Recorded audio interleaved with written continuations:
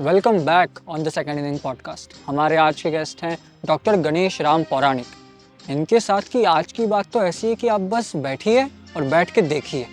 मतलब ये एक 70+ ईयर्स ओल्ड डॉक्टर है। इन्होंने MBBS करा, इन्होंने MD करा, इन्होंने MA करा है, इन्होंने MS करा है, आयुर्वेद भी पढ़ा है, फार्मेसी भी पढ़ा है, ये सर्जन रहे हैं और इन सब के साथ में इनका अध्यात्म का एक बहुत स्ट्रॉन्ग बेस और बैकग्राउंड रहा है, जिसकी आज बहुत बात हुई है। This episode is just like आप बैठो और इनके कहानी और किस्से सुनो। एक ऐसा इंसान जिसने एक बहुत ज़्यादा डायनामिक लाइफ जी है, उसने अपनी लाइफ में कैसे कैसे एक्सपीरियंस लिए होंगे और उसकी लाइफ कितनी बड़ी रही होगी, इस बात का ये एपिसोड एक बहुत परफेक्ट एग्जाम्पल है। तो sit back and relax and enjoy this episode. Enjoy the stories, the experiences which Dr. Ganesh Ram Pauranik sir share with us. हम बहुत ग्रेटफुल हैं कि वो हमारे शो पे आए और हमारे साथ ये सब चीज़ें शेयर करी। बहुत ज़्यादा मज़ा आया। इसको एंड तक देखना, बहुत एंजॉय करेंगे। और अगर सब्सक्राइब नहीं किया है तो सब्सक्राइब कर देना। See you on the other side.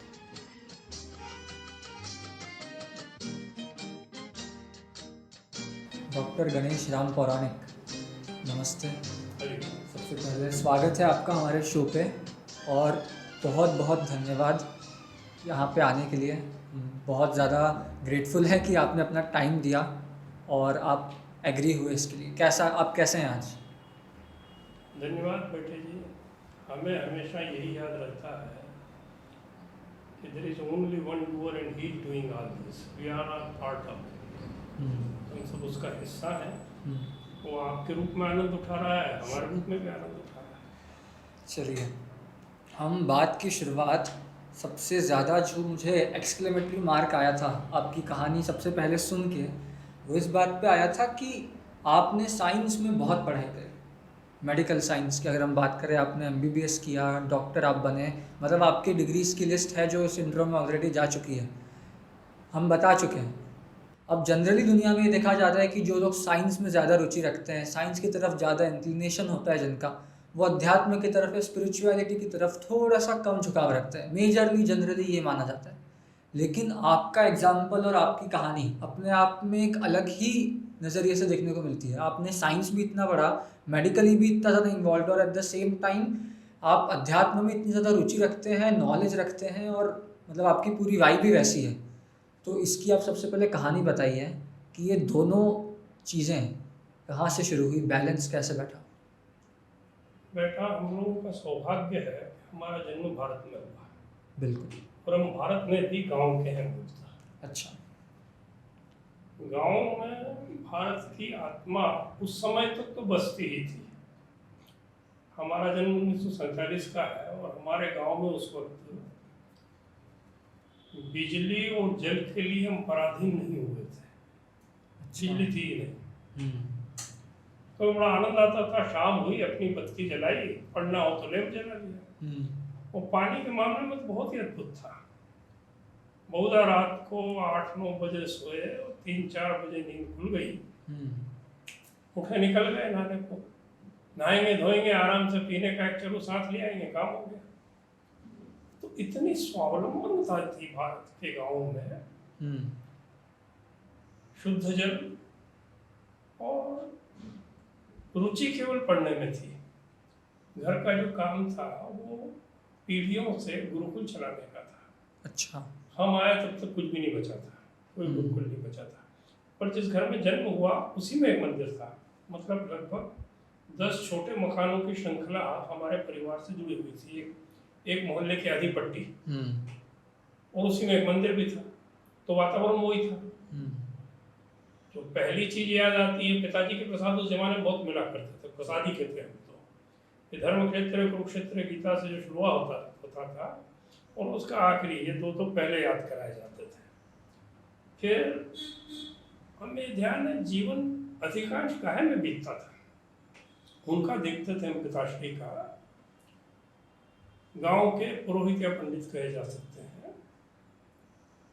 गांव में कोई भी बड़ी घटना हो, उनके पास, जैसे जन्म बच्चे का हुआ, तो हमारा ध्यान है हमारे समय को 40-50 वर्षों के कैलेंडर पंचांग कहते हैं ना, वो से हुआ करते थे। उसमें लिख दिया जाता था इसका जन्म इस तारीख को इसके यहाँ बच्चा हुआ, और पंडित जी उसकी, हमारे पिताजी उसकी जन्म कुंडली बना के दे देते थे, मतलब कुंडली केवल कोई 4 आने 8 आने कुछ देता होगा, ध्यान नहीं। वो बहुत अच्छे ज्योतिषी थे वो। उससे बड़ी चीज ये है कि हमने ये देखा घर में भागवत और रामायण बड़े पुराने ग्रंथ थे।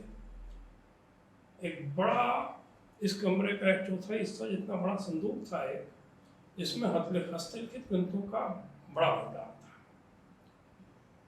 पौराणिक होने के नाते हमारा जो पैतृक कार्य था वो था लोगों को पुराण सुनाना। और ऐसा लगता है वो क्रिया कई जन्मों से आ रही थी, इसलिए भागवत में बहुत रुचि थी बचपन से। वही ध्यान है हमें। हमारी माता श्री हम जब 3 साल के थे गुजर गई थी। अच्छा। 3 महीने थे, उनमें से 2 का विवाह हो चुका था, तीसरी हमारे साथ थी और पिताजी थे। तो पिताजी घर जमाई आए थे तो कहते थे इस घर की परंपरा का पालन करना मेरा काम है, उसको बढ़ाना। और दूसरी जो खास चीज थी वो भाषा गांव की जब होती है, साले बिगड़ गए तो लोग कहेंगे कि माँ नहीं थी तो बाप ने बिगाड़ दिया, और बिगाड़ने से रोकने का तरीका क्या, पूजा उतारना। अच्छी उन्हें एक चीज ही अच्छी पसंद थी, पढ़ते रहो। और भागवत पढ़ने में इतना आनंद आता था बचपन से। एक बार हमें ध्यान है, हम लगातार संभवतः 48 घंटे पढ़ते रहे। पिताजी रात होती थी लेट जला देते थे, खाने के टाइम खाया रख देते, उन्हें इस पर कोई आपत्ति नहीं। 48 घंटे नॉन स्टॉप, नींद वगैरह कुछ नहीं। खाने की वो थाली रखी, खा रहे हैं, पढ़ते हुए खाने की आदत थी। तो इतना आनंद आता था उसमें वो वर्णन करने। उसके बाद 1-2 बार ऐसा हुआ। बाद में क्या हुआ, जब थोड़े बड़े हुए तो समझ में आया कि विवेकानंद बड़ी बढ़िया हस्ती अपने। उनकी खास विशेषता क्या थी, खूब पढ़ते थे। कितना पढ़ते थे, 100 पेज प्रति घंटा पढ़ लेते थे। क्या यार वो कर सकते, तुम क्यों नहीं करें। तो 100 पृष्ठ प्रति घंटा पढ़ने की आदत बनी धीरे धीरे। और समझिए ऑन एन एवरेज 10 घंटे रोज पढ़ते थे, 1000 पृष्ठ रोज हो गए। और इस समय आपकी उम्र क्या रही होगी उस समय? हाँ, जब आप दिन में 10 घंटे पढ़ रहे थे। ये समझिए हमारे 7-8 साल से शुरू हो गया था, और 1000 पृष्ठ की स्थिति हम जब 9वीं या 10वीं में आए थे तब आ गई थी। अच्छा। उसमें कोई बहुत अच्छी चीज नहीं होती थी, सब जासूस उपन्यास भी पढ़ते थे, टॉलस्टॉय भी पढ़ते थे। आप 1000 पृष्ठ कोई बहुत काम के नहीं पढ़ सकते, मतलब आज के युग से सोचे तो। फिर एक घटना ने, कहानी ने बड़ा हमारे दिमाग पे जोर डाला था। 2 मित्र थे, उनमें से एक की अध्यात्म में रुचि थी, दूसरा बड़ा व्यापारी था। मित्रता होती है।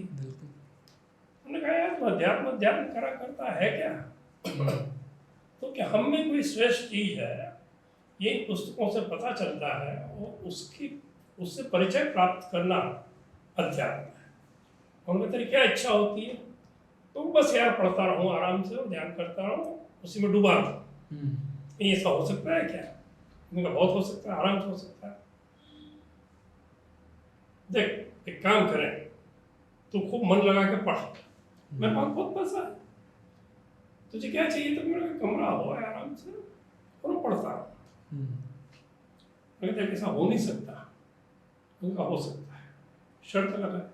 अब वो पैसे वाले को शर्त क्या देते, उन्हें लगा देते हैं शर्त। क्या शर्त? 2-4 रोज नहीं, 12 साल इस कमरे में रहेगा, खाना मिलता रहेगा, जो किताब कहेगा वो मिलती रहेगी। ठीक है, तो बहुत अच्छा, मेरा क्या चाहिए? फिर ऐसी शर्त लगा ली आपने? हमने सिंदौर में एक व्यक्ति देखे थे जो लगभग 10-12 वर्ष तक अपना गेट पार नहीं किया था। उन्होंने क्या कर रहे थे अंदर बैठ के? जी क्या कर रहे थे अंदर बैठ के? पढ़ रहे थे? नहीं, वो पढ़ने वाले नहीं थे। फिर ध्यान? वो पढ़ सा के ध्यान में जा चुके थे, और वैसे वो सीए थे बाय प्रोफेशन। वो सीए ही थे। जब इसमें उनकी रुचि हो गई और विवाह किया नहीं, तो खाए पिए कहाँ से? तो उनके परिचित उनके पास साल भर के ऑडिट का वो दे जाते थे और एडवांस पैसे दे देते थे। तो वो क्या करते हैं, उनके घर में सफाई वाली आती, काम वाला, भोजन वाले आते, तो सबका एडवांस पेमेंट कर देते थे। ये जिंदा रहा तो अगले साल फिर करेंगे, नहीं रहे तो जनाब देखिए। तो ये सब इसी धरती पे देखा हमने, इंदौर में ही देखा हो। तो तो ऐसे बहुत उदाहरण है। लोब्संग रामपा का नाम सुना है कभी? नहीं। ये तिब्बतन गुरु है, काफी प्रसिद्ध। तिब्बत के एक हिस्से में, आपने कल रजनीश की बात करी थी, उन्होंने भी इनका वर्णन किया है। तिब्बत के कुछ हिस्सों में बड़े विचित्र साधना होती थी। पहाड़ी है, पहाड़ी में गुफाएं बनी हुई है। उन गुफाओं में काफी लोग रहते हैं। गांव वाले खिड़की से थोड़े से उसमें से खाना देते हैं उनको, खाना खाते हैं, बाहर नहीं आते हैं। पानी लिया, खाने लिया, एक तरफ छेद है, उसमें से मलमूत्र विसर्जित हो जाएगा, वो बाहर चला जाएगा। और लगातार 3 दिन मान लो खाना वैसे ही पड़ा रहा, तो समझते हैं कि जा चुके हैं। तो एक छोटा सा वो होता था, उसको तोड़ते हैं ईंटों का, वो उनकी लाश को पीछे फेंक दी जाती है, और दूसरे जो टर्न लगी होती थी, कभी इसका टर्न आ गया, अंदर जा सकता है। ये पद्धति है वहाँ की? ये थी है क्यों, अब आज का तो नहीं पता।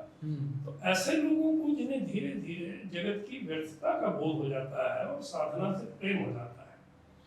आप किस चीज को पसंद करते हो जो आपको अच्छी लगती है? गधे पे अपन फल रखे और पत्थर लगे, तो फल तो आराम से ले जाएगा, कोई मालूम उसको उसमें खाने को मिलेगा। वो पत्थर ले जाते हुए तो उसे दुख होगा ना। तो हमें किसी चीज को छोड़ने के लिए कोई प्रयास नहीं करना पड़ता, समझ में आना चाहिए ये बकवास। तो ऐसे ही रुचि जग गई, बस वो पढ़ते रहते। उसके बाद एक लगातार पढ़ने वाली किताब एक रूट्स थी। इंग्लिश में हमारी पढ़ने की क्षमता 30 पृष्ठ थी प्रति घंटा। रूट्स नावल था लगभग 700 पृष्ठ का। वो याद है, फिर इकट्ठा पढ़ा ही हम थे उन दिनों। तो मेरा ख्याल है तो लगे हुए। तो ये इस दिन में नहीं होता बेटा, ये संस्कार होता है।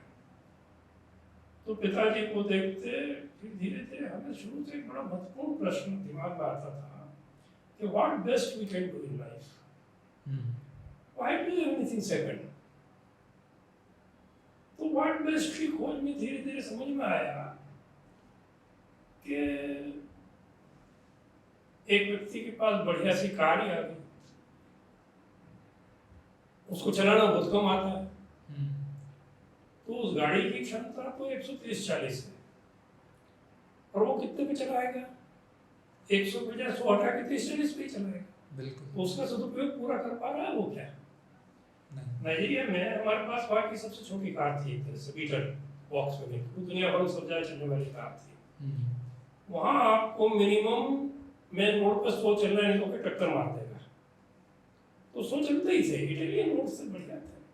तो मतलब इसका मतलब है कि हम में पूरी क्षमता क्या है ये पहले हम जाने, फिर उस क्षमता को प्राप्त करने का प्रयास करें।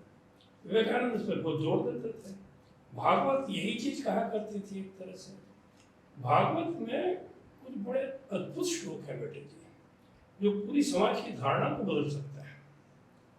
हम लोगों में धारणा भारत में नहीं आई है वैसे भी, पर बैकडोर से प्रवेश कर रही है कि श्रेष्ठतम क्या है? एक चैतन्य, विशेष चैतन्य की प्राप्ति। भारत में जब कोई गहरा डूबता है तो राजा भी महात्मा बन जाता है, छोड़ छाड़ के। और पाश्चात्य संदर्भ में वहां पे महात्मा को भी राजा बना दिया जाता है, बेशक उसका उदाहरण है वो। तो ये बहुत बड़ा डायमेट्रिकली अपोजिट चिंतन है दोनों का। हमारे यहाँ अंतर में श्रेष्ठतम क्या है इसकी बात और कैसे पता चले?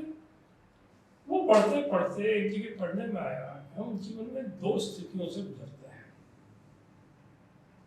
एक हमारी धारणा होती है कॉन्सेप्चुअल रियलाइजेशन, कॉन्सेप्ट धारणा। आपसे चर्चा करते करते धीरे धीरे आपको पता चले कि यार मुझ में कुछ श्रेष्ठ है। सामान्यतः हम जीवन में 3 चेतनाओं में जीते हैं, जागृत, स्वप्न और सुषुप्ति। इन्हीं 3 में से किसी में होती है। अपने आप कहते हैं कि सोए हूं में जब जग जाए। निद्रा क्या करती है? कुछ केमिकल जमा हो गए उन्हें खत्म कर देती है, तो जमा ही नहीं हो। हर वक्त धरती पे कुछ लोग होते हैं जो सोए ही नहीं होते हैं।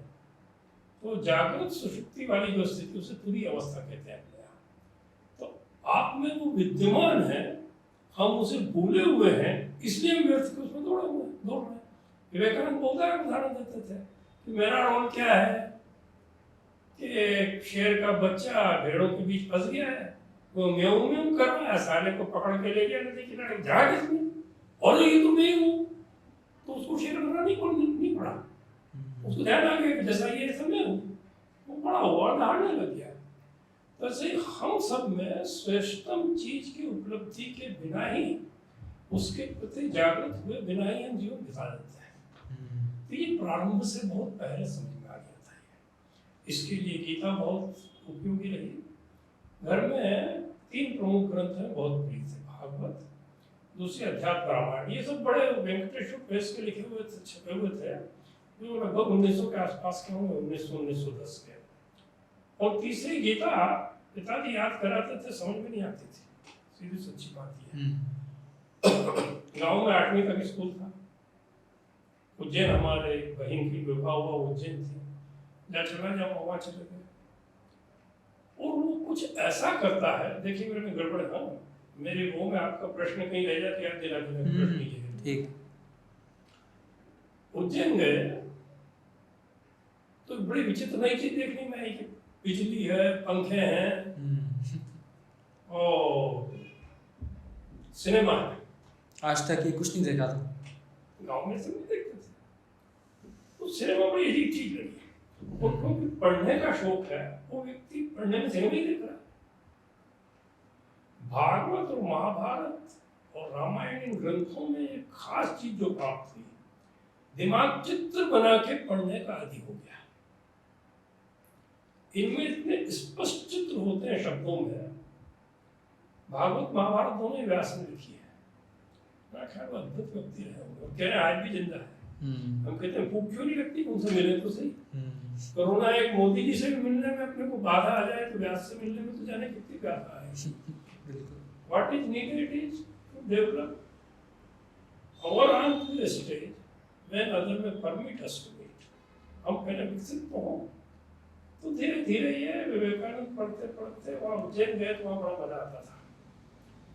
हमारा जो स्कूल था 9वीं 10वीं 11वीं तक जो है हायर सेकेंडरी की 11 साल की होती थी। अच्छा। और पिताजी ने 1ली से 8वीं तक 6 साल में करा दी थी। दूसरी और 5वीं डबल प्रमोशन दिलाया, क्योंकि दूसरी की किताब तो पहले में ही याद होती, 5वीं की 2 महीने में याद करा, तो उसे डबल प्रमोशन कहते थे कि सप्लीमेंट्री एग्जाम होता उसके साथ इसको बिठा दो, पूछेंगे पास हो जाएगा। तो 6 साल में 8वीं पास करके वहाँ खेती वेजी कुछ नहीं होता था गाँव में। 1ली के हमारे जो मास्टर साहब थे, बड़ा मजा आता है याद कर करके, बड़ा अद्भुत जीव थे। और यानी इतने से इतना ऐसा ही आना चाहिए, नहीं आए तो फटाक मिलेगी, बहुत साथ मिलता था पहले। टीचर से जो शिक्षक थे वो इसलिए नहीं पढ़ाते थे, उन्हें तनख्वाह मिल रही है इसलिए पढ़ाते थे कि ये मेरी कच्ची मिट्टी है जिससे मैं कुछ बनाऊं। तो अपना तो होता था। तो 8वीं करके वहाँ गए उज्जैन, महाराज वाड़ा, अबाकुल के वाला सुनने वाला महाराज वाड़ा उसको बहुत बड़ा विद्यालय था, यानी हायर सेकेंडरी की 9, 10, 11 इन 3 कक्षाओं में 3000 विद्यार्थी थे लगभग। आप महाकाल गए हैं आखिरी बार, कब गए होंगे? गया था अभी, जनवरी फरवरी में गया था। तो हमारे जमाने का महाकाल जो था और आज के महाकाल में अंतर रहता है। ये एक बार बीच में गया गलती से, तो इतना घूम फिर के जाने में मुझे बाबा बेचारा क्या बात करता होगा। जो रोड महाकाल जाता था उसी रोड के इस तरफ महाकाल था और दूसरी तरफ हमारा स्कूल था, महाराज सेकेंडरी स्कूल। तो 12 बजे 1 बजे के आसपास फ्री हो, खट निकले महाकाल पहुंच जाए। महाकाल तो कोई होता ही नहीं था दोपहर में। तो आओ, हेलो, हाउ डू डू, क्या हाल है आपके, मस्ती से उनसे बात करो। और फिर वहाँ धीरे धीरे पता चला कि महाकाल के पास एक ओल्ड महाकाल, पुराना महाकाल, जिला महाकाल कह रहा था, वो मिल गया। उसकी बड़ी भूमिका रही अपने देश में। महात्मा ऐसे नहीं हो जाते, बड़े दिग्गज लोग आते हैं। शुरू ध्यान है, कोई पीएचडी साइंस या किसी में थे, टाट बिछाया आराम से बैठे हुए हैं। लगता तो है कि यार ये अजीब व्यक्ति है, कुछ अलग है। आप क्या करते हो?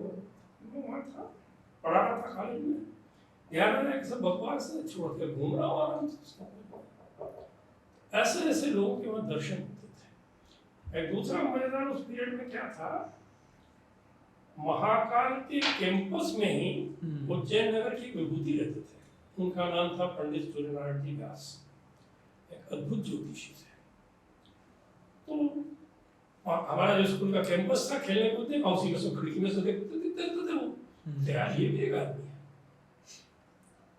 ये लोग एक अद्भुत ऊंचाइयां प्राप्त की है उनने साधना से, पर आदत तो बच्चे ही थे। मतलब 9वीं पढ़ने जब गए, 12 साल के थे एक तरह से, तो झट से भाग जाते थे और महाकाल से गली से होकर के, और वहां कभी देखा गोपाल मंदिर एक जगह है उज्जैन में, उसके सामने चौक है, वो टिकट टाकी, तो टाकी भाग जाते और 2 आने लगते थे एक टिकट के। 2 आने में टिकट लिए, सामने बैठा, बिल्कुल क्या अद्भुत आनंद आता। हमने अनाड़ी और सम्राट चंद्रगुप्त, मेरा ख्याल है 8-8, 10-10 बार देखी होगी। पढ़ने का वो तो आदत तो थी उस समय। अगर 10 घंटे नहीं तो 5-6 घंटे तो पढ़ने कहीं गए थे। 1-2 घंटा कोर्स और बाकी घंटे जागते में जासूसी उपन्यास, जासूसी पंजाब, जासूसी दुनिया, ये सब पढ़ते थे।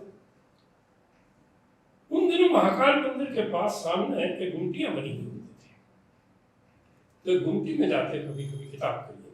पिताजी गांव के हिसाब से हमारे पास पैसा कभी बहुत अधिक नहीं रहा, बहुत कम नहीं रहा, जरूरत जितना था हमसे। पर ये था बेकार खर्च मत करना, किताब खरीदे ठीक है। तो तब छोटा सा झूठ जो करा करते थे, सिनेमा देखते उसको किताब में लिख देते थे, या खाना हो तो चलेगा जलेबी खाई लिख दो, कोई बात नहीं। पिताजी भी समझ जाते थे कोई बात नहीं है। तो उस घूमती जाते हो कहता, नाना या भैया, मतलब ये किताब पढ़। जो घूमती वाला था उससे पूछते कि हमें ईश्वर मुंडे की कौन सी किताब है। हमें ध्यान है उसने पहले ईशोपनिषद दिया है, ईशावास्योपनिषद। उन्हीं दिनों पढ़ने की भूख में घर में क्या हुआ, ऋग्वेद का एक अंश था और बाइबल का एक हिस्सा भी था उसमें, उसी पुस्तक में। नहीं, किताब थी घर में, किताबों का भंडार था। जब आपको क्या बताएं, 1900 तक अमेरिका तक में बाइबल बहुत ज्यादा नहीं मिलती थी, किताबें ही कम होती थी। जो फ्रंटियर पे जो जा रहे थे वो भी थी। यार ये क्या बना है, पढ़ने लगे, छोटा अंश था। अच्छा लगा इसको जाने को सही अपन, तो एक करस्पॉन्डेंस कोर्स शुरू करा बाइबल का कोर्स। झांसी और मसूरी 2 जगह से किए थे। बड़ा मजा आता था पढ़ने से। कोई शौक ही नहीं, क्या करेगा इंसान। ज्यादा से ज्यादा एक शिप्रा पहुंच जाओ। शिप्रा बड़ी चौड़ी होती थी उन दिनों, और तैर के इस पार से उस पार जाने में मजा आ जाता था। फिर तो शिप्रा जो है क्रिकेट का मैदान बन गई, तो बड़ा अजीब लगने लगा था। उसको वापस गंगे के पानी से भरा गया। तो बाइबल पढ़ते हुए उनके प्रश्न आते थे, what did you learn from this. आपको थोड़ा सा आश्चर्य लगेगा, क्योंकि अपने यहाँ विरोध ज्यादा बताया जाता है, साम्यता कम बताई जाती है। बिल्कुल सच है। अपने यहाँ धर्म के नाम पे तो सबसे महत्वपूर्ण चीज है, अपने यहाँ पढ़ाने वाले क्या शब्द कहते थे, आचार्य, है ना। आचार्य ने क्या, यह आचरती स आचार्य, जो प्रयोगों को आचरण में उतारता है वो आचार्य है। तो वो जो आचार्य होते थे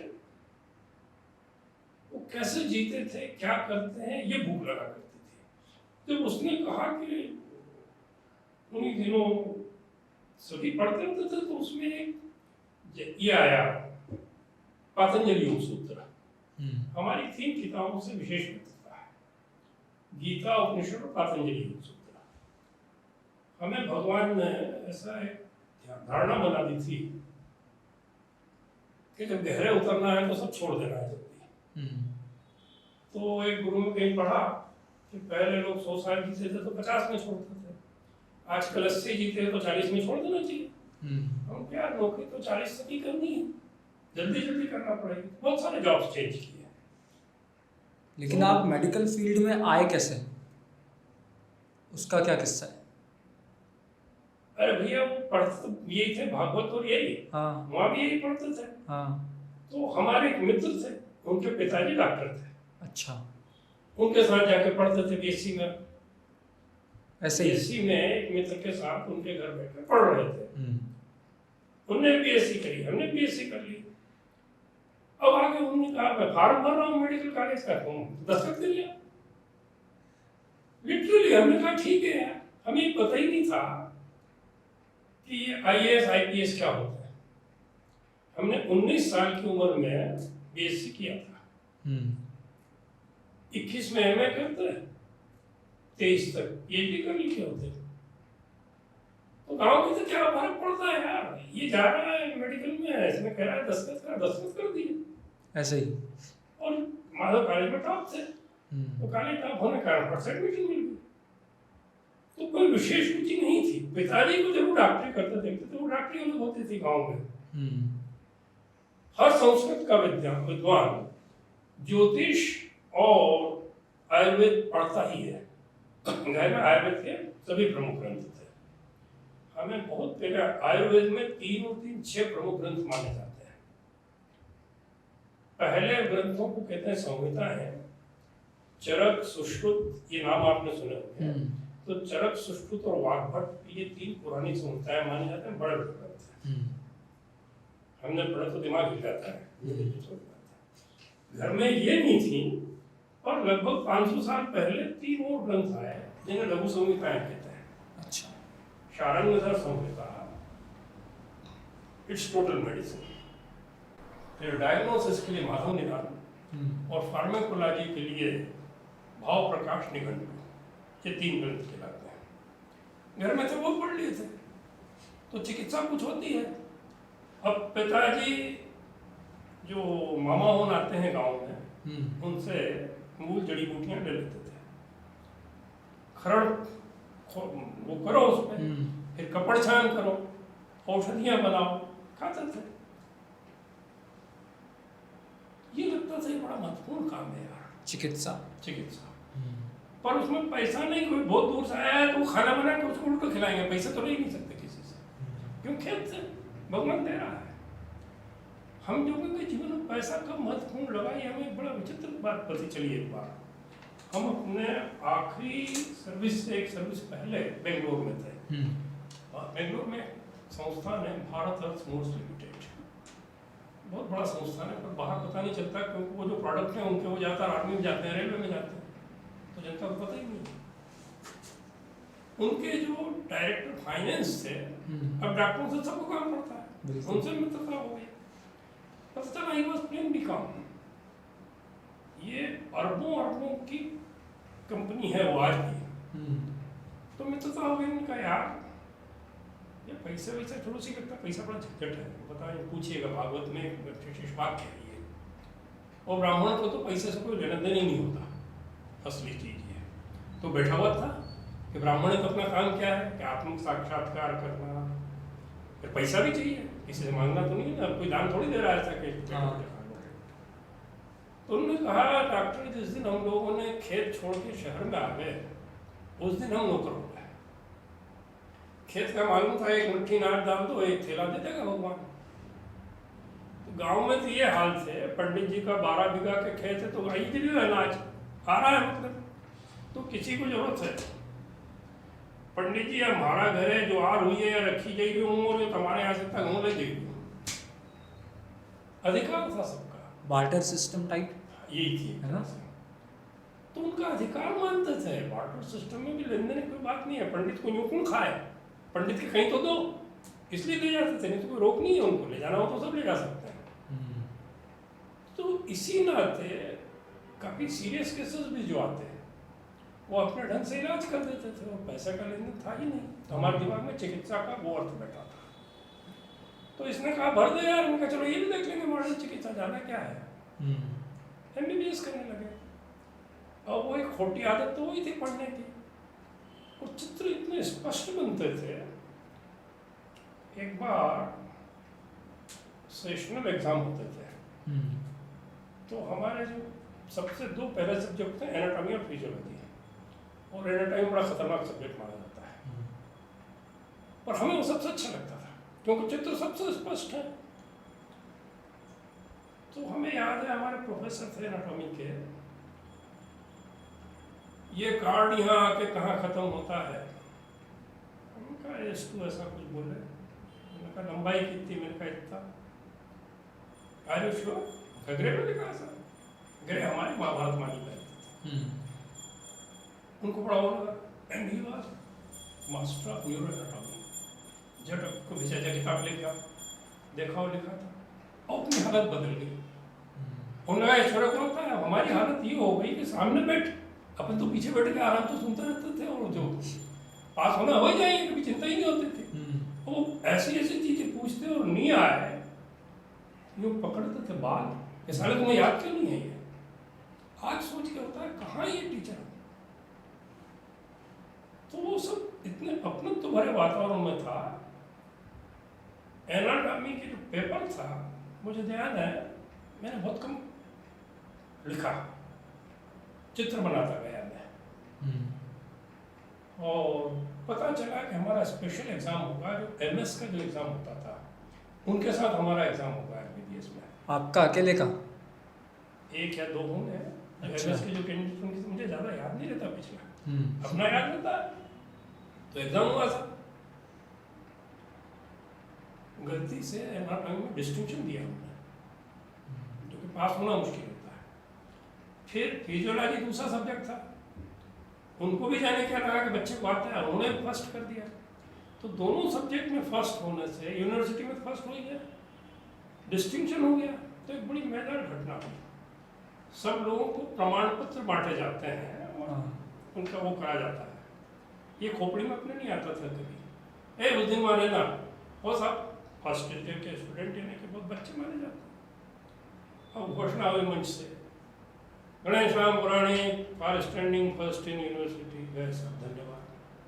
फिर Ganesh Ram Puranik for coming first in anatomy, फिर गए। तीसरी बार फिर जब अनाउंसमेंट हुआ, गणेश राम पुराणिक फॉर फिजियोलॉजी, अरे उनका क्या तमाशा, सब ताली बजने लगी कि अपने कहा हमें अंदर नहीं था ये सब होगा, हमें कहा भी नहीं गया था। और फिर चौथा है गोल्ड मेडल उसके लिए। तो बड़ा अजीब दिन था। समझ में ये आया कि ईश्वर की कृपा ही होती है। हम कभी बहुत पढ़ना तो था ही नहीं। अच्छा टीचर्स को धन्यवाद देने जाते हैं ना, डिस्टिंक्शन आ गया एनाटॉमी, तो चलिए आप सबको मालूम था इस गधे में अकल नहीं है, व्यवहार की। तो प्रोफेसर के पास ले गए, क्यों क्या करते थे इतना अच्छा पढ़ा रहे हैं? नहीं साहब, ये मेरे 2 साथी थे, ये जबरदस्ती मेरे को सिनेमा नहीं देखने जाते थे, तो कितना 5 साल है वो इनके हमारा पढ़ लिया। अब सोचते कितना विचित्र लगता है। उनको धन्यवाद तो ठीक है अपनी जगह, तो बड़े सरलता होती थी गांव के जीवन में, जो है वैसा का वैसे ही बाहर आता था। फिर उस समय तक पिताजी की उम्र काफ़ी हो गई थी। हमारा जन्म हुआ परिवार के 8वें संतान थे शायद, पिताजी 47 के हो गए थे तब, और 50 में माँ गुजर गई। तो हमें लगा कि यार अपन पिताजी को बहुत बाद में सुख भी दिया तो क्या रखा है, उनको लिया है। वो लाए कहाँ से? ठीक है थोड़ी बहुत संपत्ति है, संभालेगा कौन, तो ब्याह कर ले, बड़ी सरल चीज़ है। सेकंड प्रोफेशनल में शादी हो गई। MBBS का एक दूसरा अर्थ पता है, मियाँ बीवी बच्चे सहित।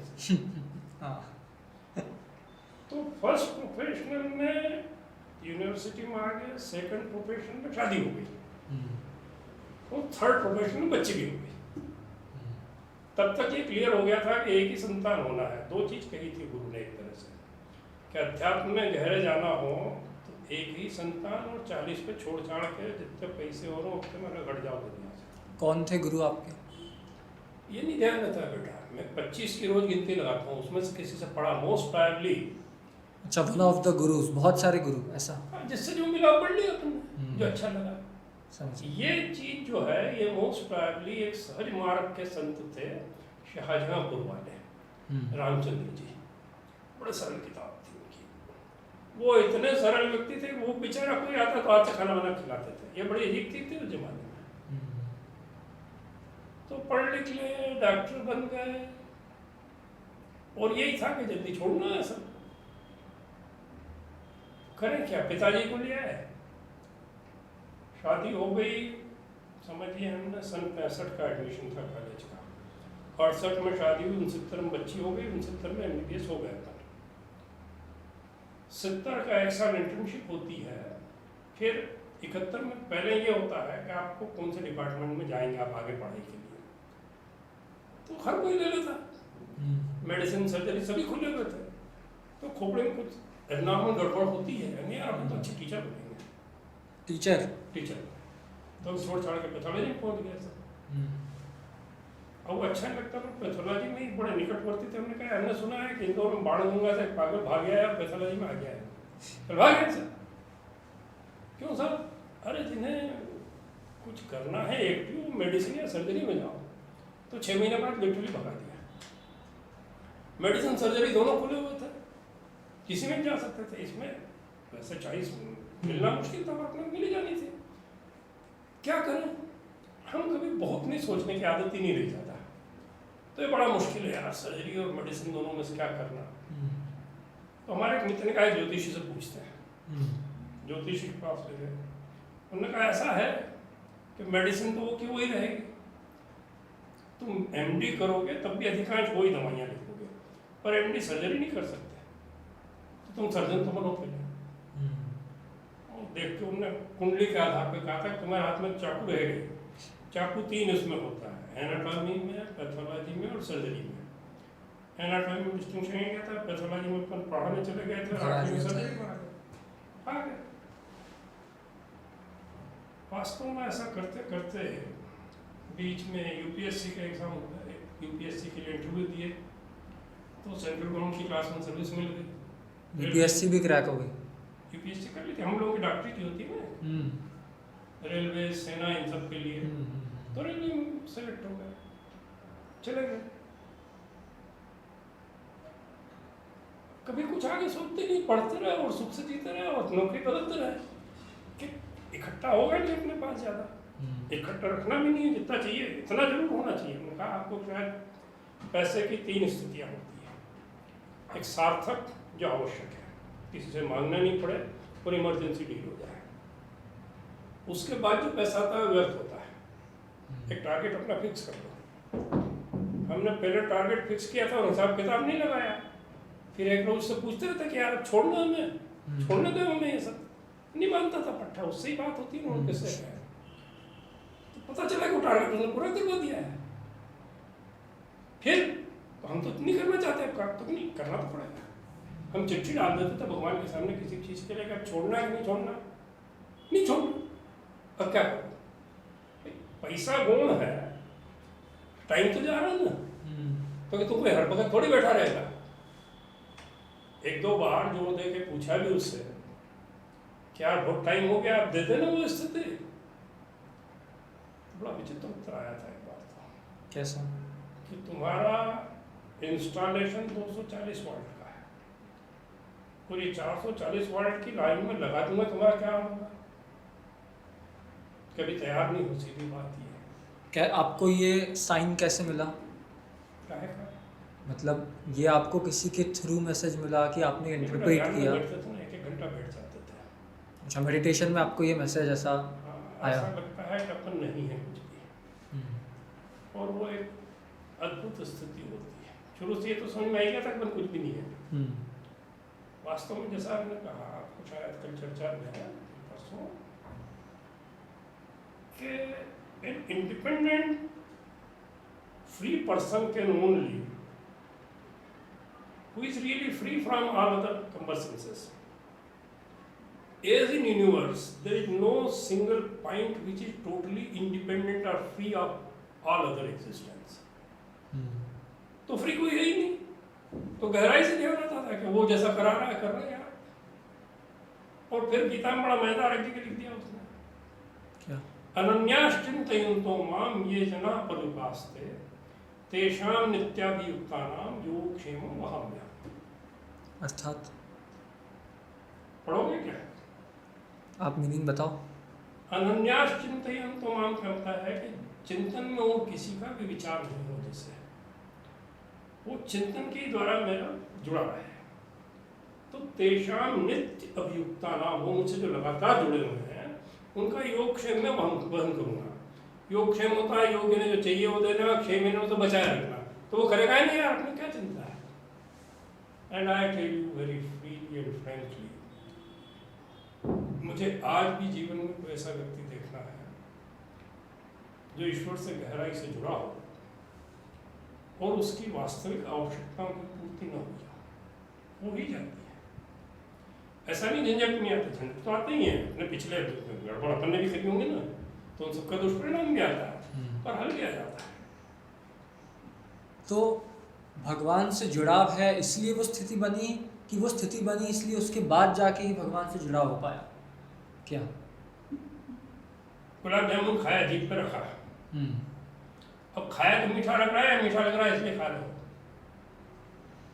पहली बार जब खाया तब मीठा लगा था, इसलिए फिर हर बार खाया जब मीठा लगा। तो ये कह लो कि उसने अपने यहाँ जो खास धारणा है, ये पुनर्जन्म की धारणा बड़ी महत्वपूर्ण घटा अपने यहाँ। पूरे भारतीय चिंतन में दो महत्वपूर्ण तत्व हैं, एक है आत्मा की अनश्वरता, एक पुनर्जन्म, कर्म के हिसाब से पुनर्जन्म। तो ये कई जन्मों के खेल होंगे। मुझे जो सबसे प्रिय चीज़ थी, एक हस्तलिखित गीता थी, मेरे को लगता है पिछले जन्म में मैंने लिखी हुई। बचपन से ऐसा लगता था कि जो प्रिंट होता है वो लेटर भी कोई लिखता ही है ना, अपन वैसे क्यों नहीं लिखे। तो प्रिंट से ज़्यादा अच्छी थी वो गीता। अब बहुत मोह था उन सबसे। और ऐसी मज़ेदार मनोस्थिति होती है, गांव के सब मकान बेच दिए, कहने कौन संभालेगा, इंदौर में आके ले लिए। अब वो 200-300 साल पुराना जो घर था उसमें सारा सामान पड़ा है, जिसने खरीदा वो कब तक देखेगा। वो किताबें भी सब वहीं रह गई। बाद में एक बार वो व्यक्ति किसी के थ्रू आया कि डॉक्टर ने छुआ, चले चलो, थोड़ी बहुत मान भी समझते हो कि नहीं, थोड़ी बात तो समझ में आ जाती है। तो इसका कहने चलो यार खेल नहीं हो आया वही, अरे डॉक्टर साहब हमने तुम्हारा मकान खरीदे, तो अरे मन को यार उसमें और जो सामान है वो सब तेरा, किताबें हैं क्या।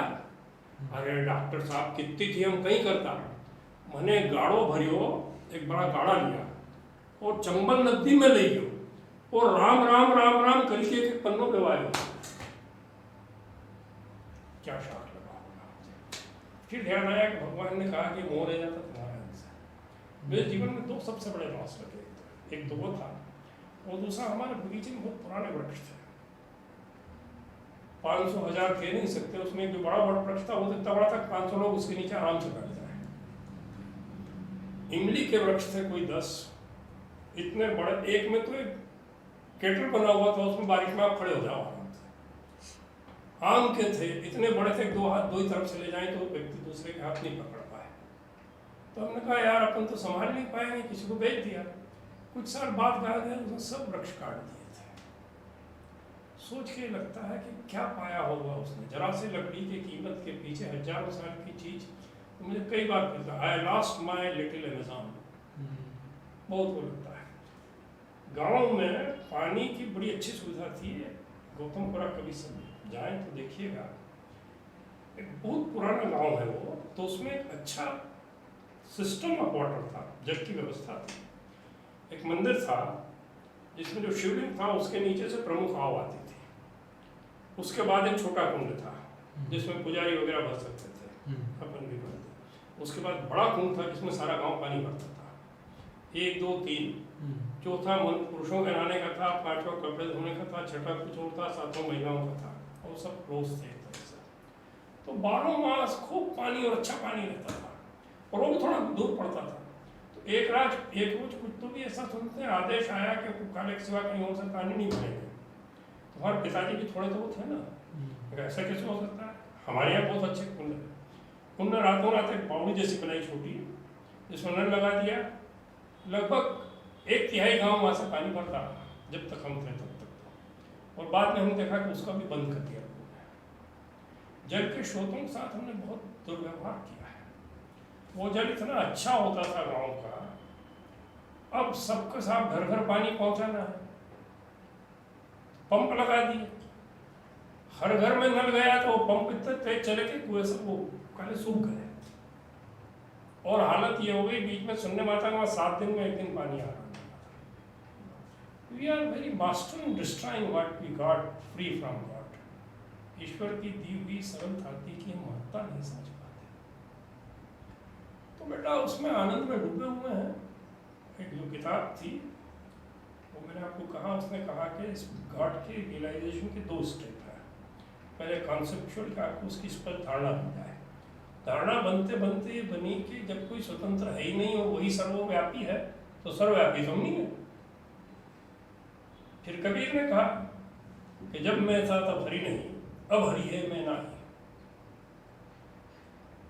छुट्टी करना क्या है? भगवान ने अच्छी बीबी दे दी बेचारी, बहुत प्रेम का खाना बनाती है, उनकी भी कोई विशेष रुचि नहीं है। घर में हमारे एक विवाह उठता है, मैं कहता हूँ आपके लिए ये तो नहीं आया तो क्या करना है, टेंशन दी ना, कुछ नहीं करना।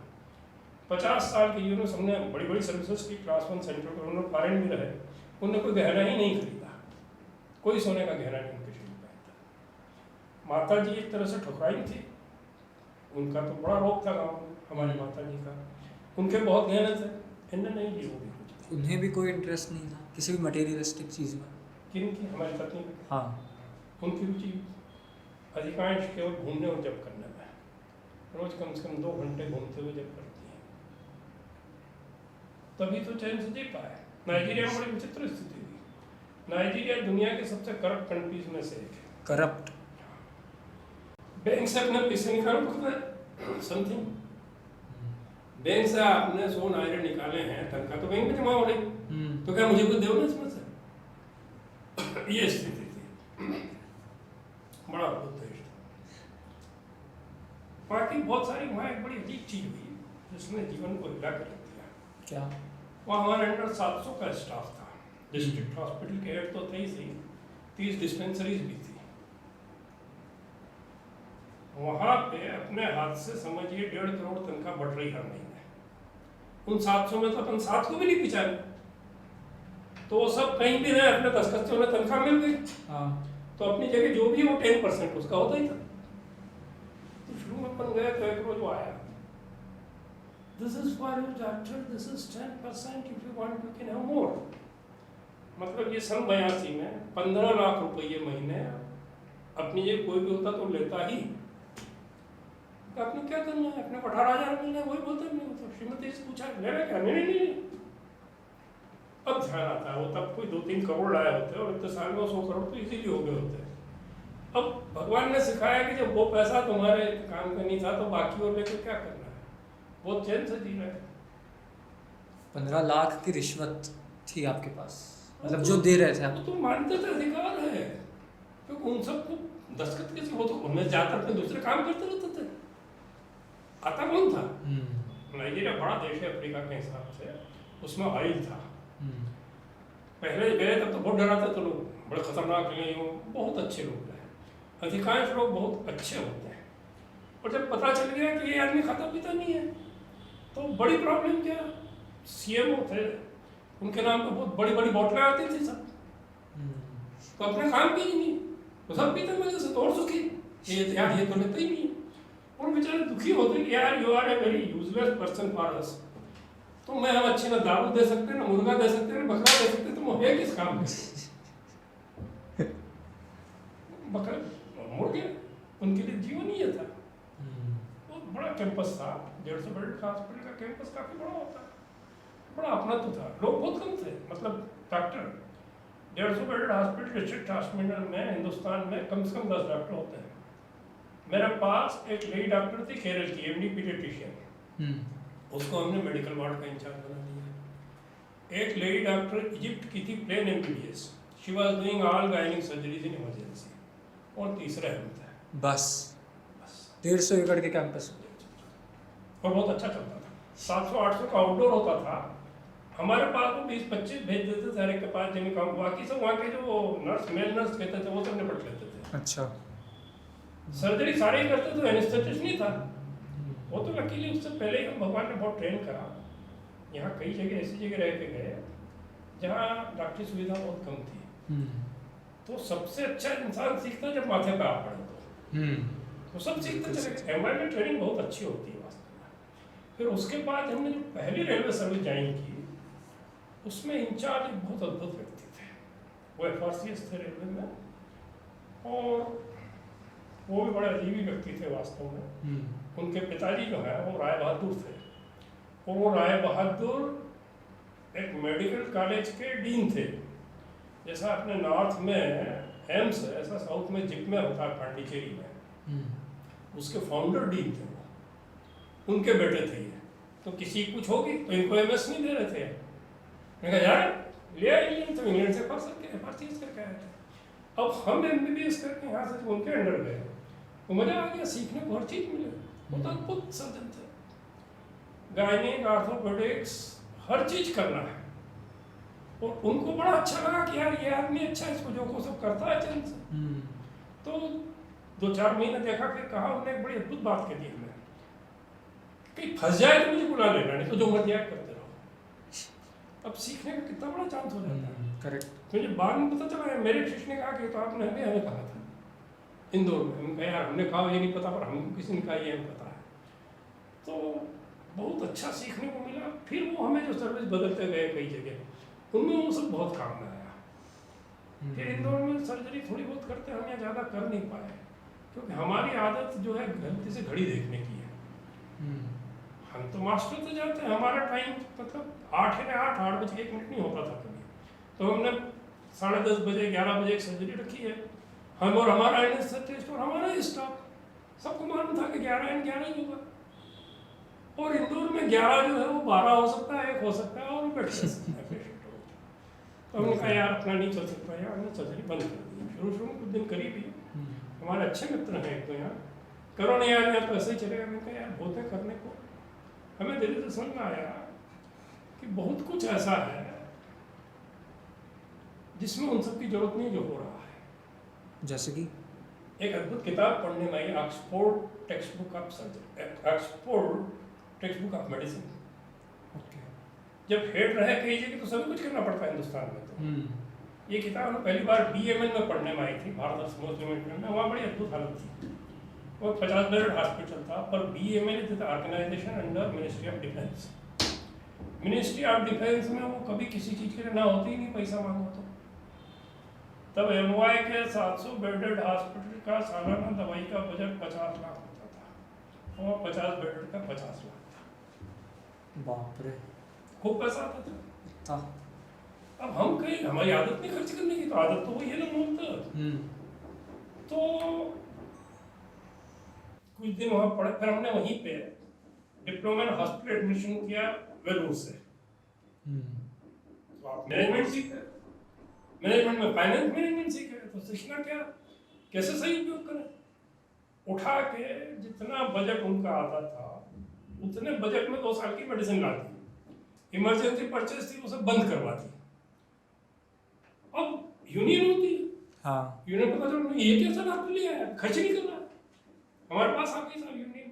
हम कहते भैया जो स्टोर का इंचार्ज है वो तुम्हारी यूनियन का मेंबर है, तुम जाके पूछो तुम प्रॉब्लम है क्या।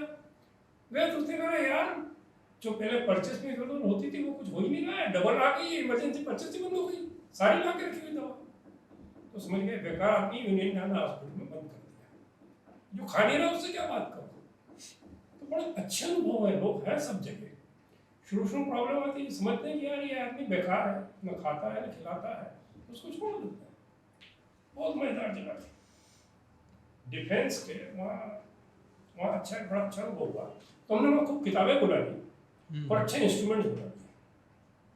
हम वहाँ रहे समझिए 84 से 87 तक, 84 to 87, 3 साल। उसमें कुछ बड़ी, हम सबसे ज़्यादा डॉक्टर सीखता है पेशेंट से। तो बड़ा अद्भुत अनुभव रहा।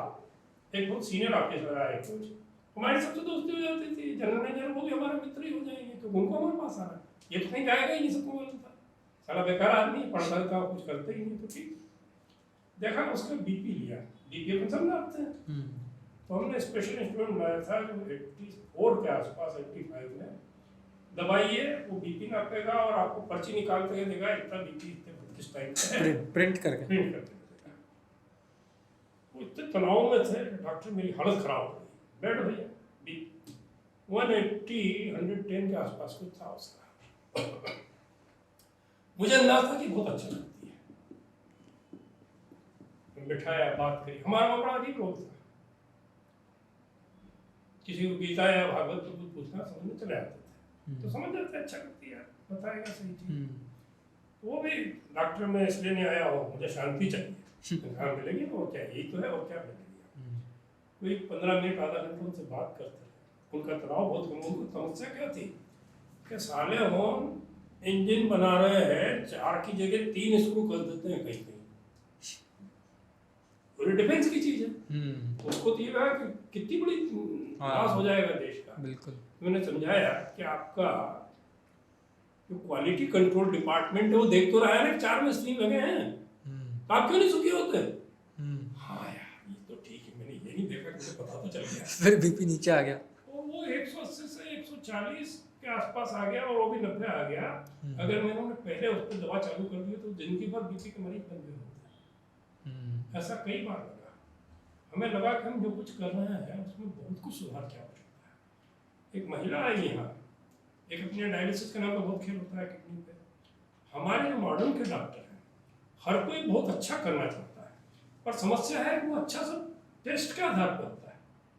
पेशेंट कौन हो गया, वो लेके आए 14-15 कुछ क्रिएटिनिन थी, समझते हो क्रिएटिनिन? किडनी फंक्शन नॉर्मली 1.5 से ऊपर क्रिएटिनिन हो तो किडनी खराब हो रही है, ठीक है। 2, 3, 4, 5 तक गया कि बहुत खराब हो गई। 5 से 10 के बीच डायलिसिस चालू हो जाएगी, तो डायलिसिस जन्म पर चलती है या फिर ट्रांसप्लांट कर। हाँ। तो निवाड़ की कहीं की थी, इंदौर में हमारी यही कमाई हुई थी। तो पता चल जाता कि यार ये एक बेकार इंसान है, जाओ फीस दो, ये जांचें नहीं कराया, बेकार दवा नहीं व्यर्थ की, सब जरूरत नहीं लगते थे। डॉक्टर साहब मक्के की रोटियाँ आओ, इन मेरे को कहा गया कि आपका कहना है, और यह इतनी है भारी, हमारे कभी कभी घबराहट हो या कहीं करूँ। मैंने कहा 15 क्रिएटिनिन मतलब वो चलती फिरती नहीं होना थी हमारे हिसाब से तो आज के। मैंने कहा आई काहे से, तो बच्चा ही हो, मैंने इलाज कराया पैसा ही कोई नहीं। इंदौर मतलब चली जाओ वापस। समझ में आया how much tolerance is there in the body. और एक मजेदार चीज थी, एनीमिया, सुना है ना? क्या हीमोग्लोबिन एवरेज होती है? हीमोग्लोबिन और आयरन, इसकी डेफिशिएंसी हो जाती है बॉडी में। आयरन तो हम कभी टेस्ट ही नहीं कराते। अच्छा। हीमोग्लोबिन 2 चीज से बनती है मेनली, आयरन और B12। एवरेज हीमोग्लोबिन कितनी है कुछ तो अंदाज होगा, 10, 11, 12 ग्राम। ठीक है ना? अपने यहाँ 7-8 ग्राम के हुआ और तुम्हें एनीमिया हो गया है, तो वाटर चढ़ाने की तैयारी शुरू हो जाती है।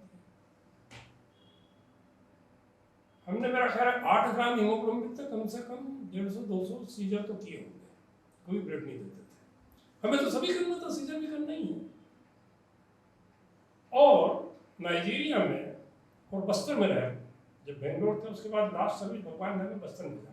हमारी इच्छा थी वन में जाकर काम हो, 1+ से कहलाता है, जो 50 मिला था वो 40 में लेना था। तो 40 में जन्मदिन पे हम बस्तर पहुंचे, तो 1+ शुरू हुआ। वहां पे मलेरिया का डेंजरस फॉर्म बहुत चलता था। 2 ग्राम हीमोग्लोबिन के कई मामा आते थे महीने, 3-4 तो आते ही थे। इतना कम हीमोग्लोबिन? और वो आराम से चलते हुए आते थे। तो हमारी खोपड़ी ठीक होने लगी कि हमने क्या बना रखा है तमाशा। अच्छा, वो मलेरिया के लिए नहीं भर्ती होते, फिर वो चिरायता का काढ़ा बना के पी लेते थे, उससे नहीं काम चला। हीमोग्लोबिन बहुत कम हो गई तो कोई पकड़ लाएगा, सफेद दिख रहा है बिल्कुल। तब समझा हम क्या कर रहे हैं, हमको कुछ नहीं करना पड़ता था, वो बातें तो होना ही नहीं। अच्छा, बात नहीं कर पाते थे बराबर अपन तो। नाइजीरिया बड़ा मजेदार था, मेरे पास 2 इंटरप्रेटर थे, एक ही जगह में 2 अलग-अलग भाषाएं चलती थी। तो एक लड़की अलग बोलेगी, लड़का अलग बोलेगा, 2 की अलग भाषा वो इंटरप्रेट करेंगे अंग्रेजी में। तो ऐसे यहाँ भी मामाओं के साथ, मामाओं के साथ बहुत मजा था। हमारे जो फिलोसफी के जो गुरु थे, उनसे कहा हमने कि बाबा हम बस्तर जा रहे हैं, कुछ सेवा करेंगे। काय की सेवा है, उनसे सीखना जिंदगी क्या होती है। डॉक्टर ब्रह्मो करते थे, एक अद्भुत व्यक्ति थे, क्रिश्चियन कॉलेज में फिलोसफी के हेड थे वो। उनकी PhD की थीसिस के लिए ये लेवल था कि डॉक्टर राधाकृष्णन को बुलाया गया था। ऐसे ऐसे लोग मिले भारत के, क्या बताएं, ईश्वर ने दिखाया है। तो 2 ग्राम वाले को 2 महीने की दवा दे दो आप, उसको 2 महीने की दवा देता है, आज हो तो आएगा वो, और 10 ग्राम 11 ग्राम लिखाया जाता था। तो ये सब देखे बात बड़ा विचित्र लगने लगा। फिर हम जब यहीं क्लिनिक चल रहा था 43 में हम छोड़ के आ गए सर, 43 की एज में। लड़की बेंगलोर के पास पढ़ती थी, KGF कोलार गोल्डफील्ड में हमारे जॉब था BML में। तो शी टॉप देयर कॉलेज, और वो उसको बस्तर ले आया। लड़की बड़ी दुखी कि आपके इस खेल में हमारा तो जीवन हो जाएगा। खैर उसने वहाँ से कुछ किया, मैं पहला पॉलिटिकल साइंस में पहला है उसने वहाँ किया। वहाँ बड़ा मज़ा रहा। वहाँ पे बस्तर पहले MP का हिस्सा था। तो जगदलपुर वहाँ की कैपिटल थी, बस्तर डिस्ट्रिक्ट थी। बस्तर डिस्ट्रिक्ट अकेला केरल से बड़ा है, एक डिस्ट्रिक्ट ही उससे बड़ा है राज्य से। तो उसमें मेडिकल लॉ कॉलेज था है। उनके छोटे भाई हमारे साथ मेडिकल हुआ थे हॉस्पिटल में। तो बड़े मजा आता था। उनके बड़े भाई कभी कभी आते, वो लॉ कॉलेज के प्रिंसिपल थे, उन्हें बनाया था उनके पिताजी ने। तो एक रोज मैं रिचा को बोल दिया हमारी लड़की को, ऐसा कर ये MA कुछ नहीं रखा, ये करती रहे, मेरे कॉलेज में जा एडमिशन ले ले। तो मैं कौन आऊँगी, मैं जगदलपुर तक। तो मैंने कहा एडमिशन ले, ये थोड़ी कहा तो आऊँगी नहीं, पढ़ूंगी कैसे, ये भी किसने कहा पढ़, ये क्या तुम बात है। देख हमें मालूम है तू पढ़े बिना रहेगी नहीं, किताब में दे दूंगा तो पढ़ लेना, और वो फेल हो गई तो अच्छा अपन शर्त लगा लेते हैं, फेल हो गए तो बता। वो कहते हैं लॉ को पास करना ईजी है, प्रैक्टिस करना मुश्किल है। सामने बैठा बहुत जज कर रहा है, डॉक्टरी में जस्ट उल्टा है, पास करना बहुत कठिन है, बाद में तो आप टांग नहीं अड़ाओ तो भगवान ठीक कर ही देते हैं जहाँ तक। ऐसे अद्भुत अद्भुत नज़ारे दिखाया बैठा उसने। अच्छा, एक वो किस्सा सुनाइए जो आपने मुझे ज्योतिष वाला सुनाया था कि आप जेब में पर्ची लेके गए थे। वो ज्योतिषी का बेटा साधना थी, वो कहलाता तो ज्योतिषी है। उसके बारे में पूरा बताइए। तब हमने MS सर्जरी कर रहे थे, मतलब MBBS हो गया था 70 में। लड़की 2-1 साल की हो गई थी, और एक ठहरे हुए थे एक ऐसे ज्योतिषी, उनके बारे में सब हमारे कॉलेज हमारे साथियों में भी कई हुआ है कि यार वो बड़े मजेदार बताते हैं। ठीक है भैया, ज्योतिष में रुचि थी, अपन भी पूछ लेंगे कि वो तो जो पूछो वो सब बोलते जाओ और वो बता देते हैं सब उसका जवाब। यार बता देते तो जेब में लिख के ले जाओ ना, जेब में 3 प्रश्न लिख के ले गए उनके पास। अब हम धोती कुर्ता पहनते थे ज़्यादातर, तो धोती कुर्ता पहन के मोटरसाइकिल थी अपनी राजदूत, पति पत्नी वहाँ पहुँचे। श्रीमती जी तो बहुत सिंपल लगती है, धोती कुर्ते में अपन भी सादे दिख रहे थे। तो उन्होंने पहले जाते ही जैसे शिक्षण मारा, आज तो सर्जन साहब है। मैंने कहा ये क्या अपनी शक्ल पर क्या सर्जन दिखता है, तो गाँव का आदमी। बैठे साहब, मैंने कहा बैठ जाओ चुपचाप, मैं तुमसे 3 सवाल पूछूंगा, अगर वो हारमोनी बैठ गई तो आगे तुम्हारे सवालों का जवाब दूंगा। उससे पहले 10 रुपये रख देना, अगर हारमोनी बैठ गई तो, नहीं तो तुमसे न लेना न देना। उन्होंने 2-3 सवाल पूछे, उनके जवाब उनको जम गए। उन्होंने कहा अच्छा बैठा है, 10 रुपये रख दिए। उन्होंने स्लेट उठाई, पट्टी और कुछ लिखा उस पर और रख दी। हमसे कहा तुम तो जेब में रख लाया चिट्ठी। कहे यार ये बड़ा तमाशा, उठा तुमको दे दी। मैंने कहा कि पट्टी उठा, वो 1, 2, 3 में वही जवाब लिखे हुए थे जो अपने प्रश्न थे। बड़ा अद्भुत लगा। फिर उसमें क्या था, ये लाइव हुआ है आपके साथ? फिर उसमें एक सवाल ऐसा ही था कि ईश्वर प्राप्ति कब होगी। उन्होंने कहा ऐसे सवाल वाले से क्या किया। मैंने कहा नहीं 10 बार पढ़ा, ये सवाल पूछने वाला कौन मिलता है। उन्होंने 1-2 बातें और कही जो भी घटित होनी है जीवन में, तो बड़ा मजा रहा। ऐसे लोग मिले कई बार, फिर बाद में उनसे एक बार मिले, वो भी नागपुर में हमारे एक मित्र थे, वो ले गए उनके पास, वो उन दिनों नागपुर में थे। वहाँ हमने कहा हमारे हम राउंड का पीरियड था, खूब चेंजेस हुआ थे। तो इन्हें 6 तो मेजर जॉब्स लिए जिनमें कि लोग जाते हैं, जाना ही मुश्किल से मिलता है। तो लास्ट बट वन वाला जो जॉब था,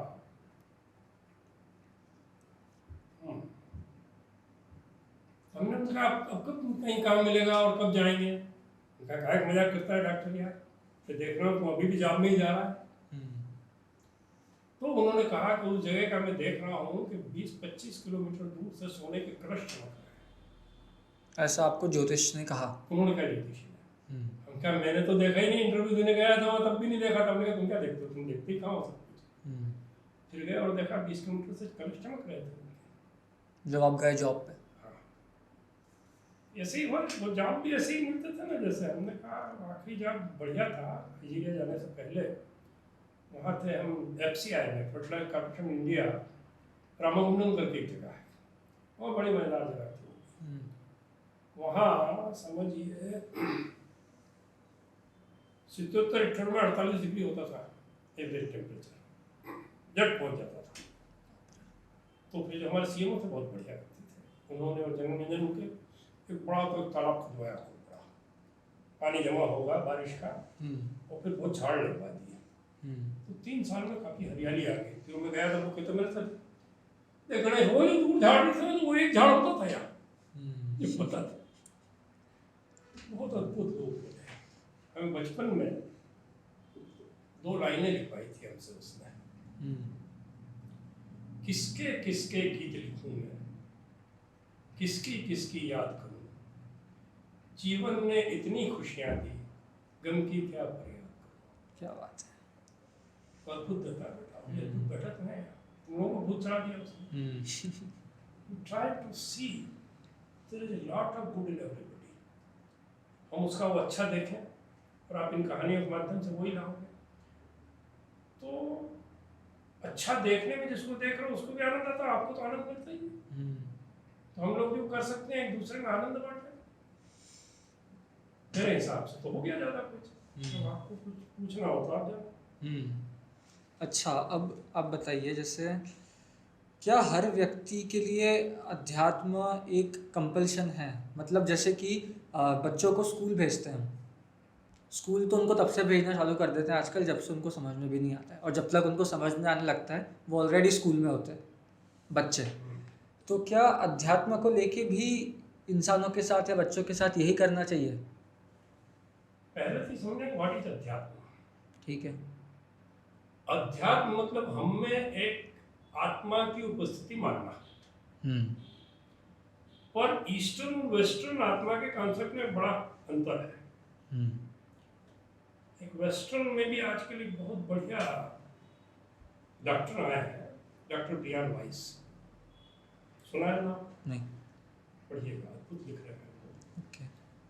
वो जोर देख के रहे हैं कि ये मत सोचो मेरे में आत्मा है, आत्मा में मैं ऊपर चढ़ गया हूँ, आत्मा तो प्रमुख है। ओके। मेरे में आत्मा है, मेरे जेब में कहीं पड़ी है, मैं तो जो हूँ ही सही। तो ये जो धारणा धीरे धीरे आने लगी कि हम आत्म तत्व है, which is far superior than this world. ये दुनिया जो दिख रही है पंच तत्वों की बनी हुई है, पृथ्वी, जल, अग्नि, वायु और आकाश। इसके आगे सूक्ष्म तत्व अपने मानते हैं मन, बुद्धि, अहंकार। गीता ने 7वें अध्याय में इन दोनों को ये कहा है कि पहली जो चीज है वो अपरा प्रकृति है, लोअर साइड ऑफ नेचर। फिर परा प्रकृति जो जीव है, जो ईश्वर का अंश है। तो पढ़ तो भी लिया था। अब वो आपके हमारे रोज के जीवन में उसको कैसे महत्ता है, कैसे उसको, यहाँ प्रमुख चीज क्या है, हमारे सारे प्रश्न जो इस जगत में उठते हैं वो हम एक ही जीवन को लेकर उठा देते हैं। हमारी यहाँ जीवन की श्रृंखला बनी गई है। दो चीज है, समाज और व्यक्ति। व्यक्ति समाज में बनता है और व्यक्तियों से समाज बनता है। अब आपको, हमको, सबको पढ़ने का अवसर मिला। मेरा शरीर की तो बात ही क्या है, पैसे वैसे थे नहीं ज़्यादा, और गाँव का आदमी है तो स्कॉलरशिप मिल गई। 100 रुपये स्कॉलरशिप मिलती थी, आज के 10,000 उसी पोस्ट पे 10,000 मिलते हैं आज। तो 10,000 से ज़्यादा चीज़ें हम ज़्यादा चैन से जीते थे उस जमाने में, 100 में।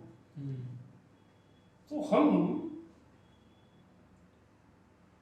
जब गहराई में सोचें कि हम क्या चाह रहे हैं, आत्म तत्व की प्राप्ति से मिलेगा क्या, तो अध्यात्म में क्यों ले जाए? केवल एक सिंपल चीज है। उस बच्चे को कह रहे हैं परीक्षा पास कर तो तू आगे बढ़ेगा, उस बेचारे को तनाव देना शुरू कर दिया। विनोबा का नाम सुना है? इसका? विनोबा। विनोबा? नहीं। अरे इसको मत करो यार। गांधी के 2 उत्तराधिकारी थे। गांधी के राजनीतिक उत्तराधिकारी कौन हुए? नेहरू। नेहरू, जो वास्तव में मालूम है ना, एक बार एक सर्वे हुआ था, मतलब 14 इंपॉर्टेंट लोग बैठे थे, राज्यों के हेड, उनमें से 13 ने सरदार पटेल वल्लभ को भाई प्रधानमंत्री बनाने के लिए हाँ। कहा था और अकेले इसने अपना वोट दिया और गांधी ने कहा नहीं इसको बनाओ। हम्म तो लोकतंत्र तो वहीं खत्म हो गया था। हम्म खैर जो भी हो, अब मेरी चैनल टूट रही है। हम्म। कहाँ है अपन? अध्यात्म, बच्चे पे प्रेशर डालने लगते हैं। उसको ही कहते हैं ये करेगा तो तेरा जीवन सफल होगा। हम्म विनोबा की बात थी। विनोबा के आध्यात्मिक उत्तराधिकारी थे। अच्छा। वो एक परीक्षा में बैठे हुए थे, विजिलेंट उनके पास बार बार आके देखे, मैं क्यों आ रहे हो बार बार मेरे पास, मैं देख रहा हूँ तुम नकल तो नहीं कर लो। इसका मतलब है तुम्हें अपनी पढ़ाई पर भरोसा नहीं है कि मैं ईमानदार बनूंगा, क्या करूँ इसी पढ़ाई से, उठ के चल दिए। And he was one of the most brilliant scholar of his time. Gita Upanishad Yoga Sutra पे जो विनोबा की परिकल्पना है वो पढ़ के आनंद आ जाता है। तो गांधी के आध्यात्मिक उत्तराधिकारी थे। तो असली चीज क्या, हम तनाव पैदा कर रहे हैं बच्चे को, हम उसे कह रहे हैं ये करने से तो सुखी होगा। अध्यात्म कहता है, बड़ी सरल उदाहरण देता है अध्यात्म तो। अपने यहाँ आत्मा की क्या स्वरूप बताया गया, सच्चित आनंद। सत्य ने एग्जिस्ट, चित्त ने कॉन्शियसनेस, आनंद ने ब्लिस, हैप्पीनेस, ब्लिस। जो आपका स्वरूप है उसको पाओगे कहाँ से, बाहर से। अपन कौन सी जगह बैठे हैं अभी, क्या क्या है इसका पता, क्या है इस जगह का? राजेंद्र नगर, मकान इंदौर, नंबर 113। 113 राजेंद्र नगर में आपसे जिद करूं कि यार मेरे लिए कोई वाहन लाओ, मुझे 113 राजेंद्र नगर जाना है, क्या करोगे आप? शक्ल देखोगे पागल इंसान है, ठीक है ना। और कोई आ जाए कि अरे साहब मैं आपको, वो तो 2 लाख लेगा, मैं आपको 1 लाख में 113 राजेंद्र नगर ले जाऊंगा, तो क्या करना, बेवकूफ बनाना। तो गीता बड़ा अद्भुत उसमें कहती है कि तद विद्या दुख संयोगो वियोगम योग संगीतम। योग उसे कहते हैं जिसमें दुख के संयोग से वियोग हो जाए। हमारे सारा वातावरण, सारी शिक्षा हमें दुख से संयोगित कर देती है। ये पढ़ो तो सुखी हो गए, ये नौकरी मिली तो पैसे आएंगे, पैसे आएंगे तो सुखी हो गए। मतलब सुख को किसी चीज से कनेक्ट कर देना। सुख आप में आत्म से जुड़ गया तो आपको सुख पाने के लिए कुछ करना नहीं पड़ेगा। गीता आपको बताती है कि आप आनंद स्वरूप हैं, अपने आप में ही सुख का सुख है। आप सोते हैं, सबसे ज्यादा सुख का उदाहरण सोने में दिया जाता है। अच्छा, सोते वक्त आप क्या, सुबह जब उठते तो क्या लगता है, बड़ी अच्छी नींद पूरी हो गई, तो सुखी अच्छा हुए लगता दुखी है। हुए, सुखी। यार बड़ी अच्छी नींद है। क्या कर रहे थे उस वक्त? कुछ नहीं। तो कुछ नहीं करने से आप अपने स्वरूप में स्थित होती हैं, वही अध्यात्म होता है। आप अपने पास होते हैं। हमारे सारी जो शिक्षा है आज, वो हमें अपने से दूर ले जाती है। और वो सारे वो लोग जो टैक्सी चला रहे हो कह रहे हैं हम तुम्हें वहाँ पहुँचाएंगे, जबकि आपने वहाँ पहुँचे ही नहीं। ठीक है, आपने अभी, हमने टैक्सी वालों की बात करी, तो इसमें मुझे आपसे ये पूछना है कि how will you draw the difference line between being religious and being spiritual. धार्मिक। लेकिन बेटा मूल तो हमारे यहाँ ज़्यादातर परिपाटियों कहते हैं, रूढ़ी जो काम किए जाते हैं, क्योंकि मैं बहुत रिलीजियस व्यक्ति नहीं हूँ इसलिए कह नहीं सकता, इस ढंग से पूजा करो, उस ढंग से वो पूजा करो, there is no god but Allah लिखा रहेगा। कुरान बहुत अच्छी पुस्तक है, मैं एज एन अथॉरिटी कह सकता हूँ, मैं पढ़ता हूँ रेगुलर। बाइबल बहुत अच्छी किताब है, पर सामान्य जनता उनका पता ही नहीं उसमें क्या लिखा है, तो केवल ट्रेडिशन पढ़ गए। सजा समस्या मोहम्मद साहब के कारण आ रही है दुनिया में। तो मोहम्मद साहब ने 2 प्रमुख ग्रंथ दिए उनके कारण। कुरान एक है जो उन पे ईश्वर की अवधारणा आती थी और उसमें बोलते थे, तुम ट्रांस कह सकते हैं। तो कुरान बहुत अच्छी किताब है, मुझे बहुत आनंद आता है, मैं हर शुक्रवार को थोड़ा उसका पढ़ता हूँ। और जीसस तो अद्भुत व्यक्ति था ही बेचारा। यम नियम सुना है कभी? यम नियम शब्द सुने हैं? हाँ। यम यानी 5 चीज थी, अहिंसा, सत्य, अस्तेय, ब्रह्मचर्य, अपरिग्रह। बाइबल में जीसस के पास एक व्यक्ति आके कहता है कि तुम बार बार कहते हो स्वर्ग का राज्य में जाओ, मैं स्वर्ग का राज्य पाने के लिए क्या करूं? उनका तुम्हें कमांडमेंट मिली, क्या कमांडमेंट थी? हाँ, सच बोलो, चोरी मत करो, हत्या मत करो। वो 3 कर बात है। ब्रह्मचर्य अपरिग्रह उन्हें नहीं पता था। ब्रह्मचार्य नहीं पता था। ब्रह्मचर्य और अपरिग्रह की बात होती ही नहीं थी, क्योंकि ब्रह्मचर्य क्या करेंगे, सुख तो भोगना है। तो जीसस ने इन 2 के प्रति भी जागरूक किया। ब्रह्मचर्य तो उनके शिष्य पूछते थे कि आप कहते हैं ब्याह मत करो, तो भगवान के पास कैसे जाएंगे? नहीं, उसके पास जाना हो तो एक पत्नी व्रत रखो, और न करो तो बहुत अच्छा। और बड़ा मजेदार हिंदी अनुवाद होता है, बड़ा मजेदार रहेगा बाइबल का, कि हर कोई, अपन लोग ब्रह्मचर्य शब्द, तो मुझे वो शब्द नहीं आ रहा है जो उन्होंने हिंदी में अनुवाद किया है, वो नहीं हो सकता। हो सको तो अच्छा है, पर पैसे के बारे में तो स्पष्ट आदेश है जीसस का कि तेरे पास जो संपत्ति सब दान कर दे, फिर मेरे पास आ तो भगवान के पास ले चलूंगा। तो बेचारा रईस आदमी था, चला गया। तो जीसस के 4 ग्रंथ हैं जिसमें जीसस की जीवन कथा लिखी है। बाइबल जो 66 किताबों का संकलन है। बाइबल के 2 हिस्से, old testament, new testament. New testament में भी 27 के आसपास है, उसमें 4 केवल जीसस में है, उसमें 3 में लिखा हुआ है ये।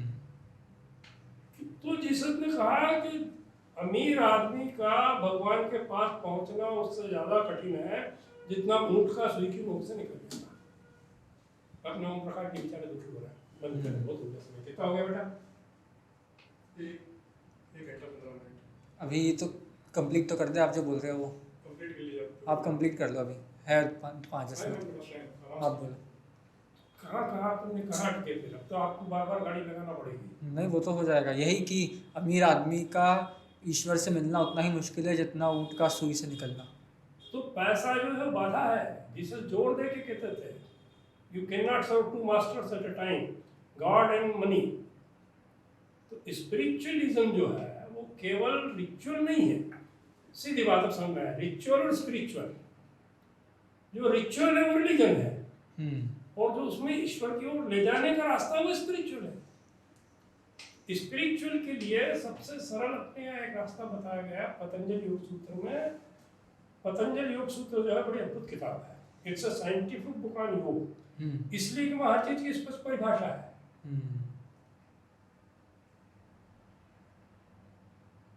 वो कहते हैं कि ईश्वर प्राप्ति के लिए 3 स्टेप बताए। पहली स्टेप तो कहते हैं अभ्यास और वैराग्य। ठीक है, मतलब अभ्यास मतलब पढ़ाई करना, ध्यान करना। वैराग्य मतलब जो बकवास है उससे छूटना। ठीक है। हम सबके पास बहुत कचरा भरा है, क्योंकि लगता है जैसे ही वो बुद्धू बॉक्स चालू होता है घर में, तुम्हारे पास ये नहीं, तुम्हारी जिंदगी बेकार है। यही सिखाता है ना वो, बिल्कुल। उसको क्यों बता रहा है वो? कोई आपका फायदा नहीं है, उसे बेच रहे हैं इसलिए कह रहा है। तो वो कहती है पतंजलि योग सूत्र के पहले तो अभ्यास और वैराग्य कर लो, अगर इससे हो जाए तो बहुत अच्छा। वैराग्य की अद्भुत परिभाषा है उसमें, कोई पढ़ना, that book is just 195 lines. वो बड़ा अजीब लगेगा, नाइजीरिया में हम ढूंढते तो किताब ही थे, एक डिस्टेंट जगह पे गए, मैंने कहा यार कोई हिंदी किताब है, हिंदुस्तानी किताब है, oh it is there, that was Patanjali Yoga Sutra English अनुवाद। दुनिया भर में फैली हुई है वो किताब, जस्ट 195 लाइन्स। मेरे को 6 महीने लगे थे, एक लाइन याद हो गई। आप दोहराते रह सकते हो। तो पहला सूत्र अभ्यास वैराग्य। उनने कहा ये नहीं हो तो ईश्वर प्रणिधान, अपने आप को पूर्णतः ईश्वर पे आश्रित कर दो, जिसे अपने शरणागति कहते हैं। ये सेकंड पॉइंट, ये सेकंड है। ये भी नहीं होगा, भगवान को याद करने में बड़ा आसान है। I tell you personal problem experience. 75 के हुए भगवान से जोर दे के झगड़ा करा कि यार अब नहीं करेंगे, अब हमें छोड़ो आप। 2 चिट्ठी डाल दी, इस बार हाँ मिल गई कि छोड़ दो। 75 के आज लगभग 2 साल होने जा रहा है, किसी पेशेंट से पैसा नहीं मिला। हमारी जरूरत थी थोड़ी, इतनी कोई नहीं है इसमें कोई विशेषता। तो फिर क्या करेंगे, क्या तो हर वक्त ध्यान करेंगे, नहीं होता। शांति से बैठ के ईश्वर का स्मरण करते रहो और कुछ न आए विचार, ये नहीं होता है। फिर क्या करना, तो भगवान ने कहा तेरे को मैंने डॉक्टर बनाया था। अब ज्यादातर जो पारमार्थिक वाले होते हैं, चैरिटेबल, वो भी हमें जैसे लेने तैयार नहीं होते। तुम्हारा हमारा धंधा खराब हो जाएगा। पारमार्थिक में धंधा तो है ना थोड़ा बहुत। तो भगवान ने एक रोज 2 जगह भेज दिया। हमारे घर से दूर जाना नहीं, हम कई बार तो 10-10 दिन 15 दिन हम भी घर से नहीं निकलते थे। सामान ले आओ, चैन से बैठो, सब्जी दूध चाहिए, वो आ जाता है। तो दूर नहीं होना, तो उन्होंने ऐसी जगह करी, हमारे घर से 1-1.5 किलोमीटर, 1.5 किलोमीटर, 2 जगह दे दी। एक अहिल्या माता गौशाला है, वहाँ जाओ, हमारे पास पेशेंट आया घर पे, मेरे क्लिनिक में आता तो आज 1000-1200 देता। मैं कहता गाय के नाम पे कुछ चारा डाल दे तो 500-1000 कुछ तो देता है वो। वहाँ पैसे का खेल ही नहीं है, कुछ लेना देना ही नहीं है। एक दूसरा और एक ऐसे के आश्रम जैसा मिला, कोटी के पास एक जगह है, कृपाल सेवाश्रम हॉस्पिटल। वहाँ मैं गया, बड़ा मैदान लिखा था, यहाँ दान नहीं दिया जाता। मैं कहा बड़े मैदान लिखा है, दान नहीं दिया जाता, ऐसी जगह चाहिए तुमको। वहाँ 20 रुपये की चिट्ठी बनती है, उसमें 2 दिन की दवा देते हैं, और मेरी दवाइयाँ मिल गई। जैसे मुझे सबसे एंटी एलर्जिक जो सबसे अच्छा वो CPM लगता था। हम थे उन दिनों 5 रुपये की 1000 गोली मिलती थी, आज भी 50 या 100 की मिलती हुई, तो 100 की 1000 गोली कोई दुकानदार ही नहीं रखेगा, कोई नहीं रखेगा। तो ये दोनों जगह भेजते हैं, आराम से देखिए आते हैं, वो भी आनंद ले रहा है, हमें मजे ले रहा है उसके लिए। लेकिन 24 घंटे सिर्फ ईश्वर का स्मरण नहीं हो पाता। नहीं होता बेटा, उसके बाद एक बार खूब जोर देकर लड़ाई होती है, हमारी रोड लड़ाई होती है, उनके हम तेरे बच्चे हैं, तूने हमें धरती भेजा है, कब देगा हमें वो? तब क्यों मजेदार बात उसने कही इस बार, तेरे को पता है कि तेरे को कब मिलेगा, मेरे को पता है तुझे कब मिलेगा। खत्म, बोलती बंद कर दी बेटा। उस दिन से ये भी इच्छा खत्म। ओके टाइम यहाँ नहीं बैठा हूँ क्या, अब आजकल केवल एक साधना चल रही है, I should see him in everybody in my self. आप दोनों में ईश्वर, अगर मैं यही नहीं समझ पाया तो दूसरे स्टूडेंट को क्या समझेंगे? ये हालत है। और उसका तीसरा पॉइंट क्या था पतंजलि योग सूत्र में? वो तो फिर बेटा हाँ 3.5-4 है, तीसरा है उन्होंने कहा अभ्यास वैराग्य नहीं होता है, ईश्वर प्रणिधान नहीं होता है, उन्होंने कहा क्रिया योग है, तप स्वाध्याय ईश्वर प्रणिधानानि क्रिया योग, तप स्वाध्याय ईश्वर प्रणिधान तो वहाँ भी है, तो ईश्वर प्रणिधान, ईश्वर में डूबने के लिए तप और स्वाध्याय चाहिए। तप यानी हम सबका एक रूप देते हैं, अनिवार्य कर्म है, उनको खूब अच्छे ढंग से करो। ठीक है, सर्जरी करो तो ऐसी होना चाहिए कि पेशेंट को सुखी हो जाए। क्या सर्जरी करें, मतलब एक्सीलेंस के साथ? ठीक है, कोई भी काम नंबर को करना ही नहीं, धीरे धीरे तो होगा, क्या है सिखा के ज़्यादा की जरूरत ही नहीं है। तो तब वो है जो जरूरी वो करना, उससे बड़ा तब है जो नहीं करना, उससे बचना। हम सबकी खोटी आदतें होती है, पढ़ने की आदत बड़ी मुश्किल से छूटती है। अभी भी 300 पेज का किताब हो तो उस दिन खत्म करनी है। मेरा कैटरेक्ट का ऑपरेशन हुआ, बेचारा डॉक्टर का 2 दिन तो चेंज देना यार, उनका तो हफ्ते भर का था, तीसरे दिन एक नावल पूरा 300 पेज का पढ़ा। तो ये सब पूरी चीजें पता है, पर नहीं बच पाते, पत्नी भी नहीं कहती ठीक है तुम्हें पढ़ने का ही शौक है, पढ़ते हो क्या जा रहा है इस टाइप। ये 1 2 3 हुए, अभ्यास वैराग्य ईश्वर प्रणिधान और तप स्वाध्याय के साथ ईश्वर प्रणिधान।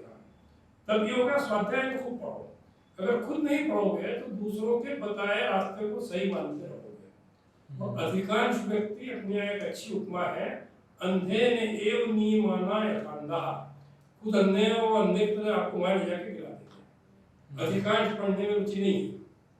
2 व्यक्तियों से मैंने पढ़ने में आया, एक गोलवलकर जी थे RSS के बहुत बड़े विद्वान थे, उन्होंने कहा RSS में से बहुत बढ़िया व्यक्ति को जो कहो कर देंगे, कर्मठ है, पढ़ने का मत कहो, अधिकांश पढ़ना नहीं चाहते। दूसरे विनोद थे, वो भी कहते थे मेरे पास बहुत लोग इकट्ठे हुए, पढ़ने को तो नहीं पढ़ते, पढ़ना है कि बस में है भी नहीं। तो ईश्वर प्रणिधान करें, भक्ति करें। इसलिए जो गीता ने जो कहा है, गीता को कभी सरल में समझना होता है, प्राप्त है। पहले 6 अध्याय बताते हैं कि कर्म योग कहते हैं। आप हम सब विवश कर्म करने के लिए हमारे संस्कार कई जन्मों के और इस जन्म के भी, छोड़ो कितना अच्छा है, भड़ी हुआ है, आपको जो देखेगा ना मालूम यही कहेंगे कि अच्छे बच्चे हैं, पढ़ लिख रहे हैं, तो बहुत अच्छे हैं, इन्होंने क्या करोगे, ध्यान देगा बच्चे की, नौकरी करेगा, पैसे लाएगा, वो आपको ईश्वर की मुक्ति नहीं है शिक्षा। तो गीता कह रही है कि कर्म ढोल की तरह है, गले में पड़े जन्मे, उल्टा सीधा बजाओ, उसे ईश्वर की स्मरण के साथ बताओ तो वो कर्म योग बन जाएगा। कर्म योग is doing everything which is your duty with consciousness of God. हमें कहा था गुरु ने कि पेशेंट बैठा हुआ टेबल पर लिख रखे ही सिटिंग हियर, अगर पेशेंट में ईश्वर दिख रहा है तो आप उससे कैसा व्यवहार करेंगे? तो कर्म योग हो गया। फिर धीरे धीरे कर्म करते करते गीता के पिछली शताब्दी के सबसे मूर्धन्य जो 2-3 विद्वान हुए, गीता प्रेस तो जानते हो? गीता प्रेस किसने चलाई थी? एक जय दयाल जी गोविंदका करके थे। वो एक मील के ऑनर थे। अपने लिए जो थैले बिकते थे उनके हाथ से जीते थे। वो कहते थे अगर 50 साल तक कर्मयोग का गहन जीवन जिया तो गहन भक्ति आ जाएगी। तो कर्म कौन हो जाएगा? योग ईश्वर से जुड़ना। जुड़ते जाओगे भक्ति आ जाएगी। कर्म धन भक्ति हो, उसमें से गहरे उतरोगे भगवान खुद बता देगा वो क्या है। वो क्या है समझ में आएगा, कुछ भी नहीं है। हम पहले कहते थे जब ईश्वर की ओर कैसे मुड़े, हमने कहा यार तुमने कंचे खेलना कब बंद किया? खेलोगे ना कभी कोई खेल? क्या खेल किया था? फुटबॉल था, खो खो था। आखिरी बार कब खेला? आखिरी बार जब 9वीं 10वीं 11वीं। कई साल हो गए। कई साल हो गए। क्यों बंद हो गए? बाकी चीजें कौन सी का? बिल्कुल। तो ऐसा ही जब आपको ईश्वर का प्रेम या उसका आनंद, उसकी निकटता का बोध होने लगता है तो हर चीज सेकेंडरी पूर्ण हो जाती है। And you start enjoying his company. आनंद आप स्वयं तो क्या नहीं हो जाता। ये तो बड़ी सरल है, बेकार हो जाती है। क्या गीता पढ़ के सबको ये इनर इंसाइट आ सकती है? नहीं आएगी।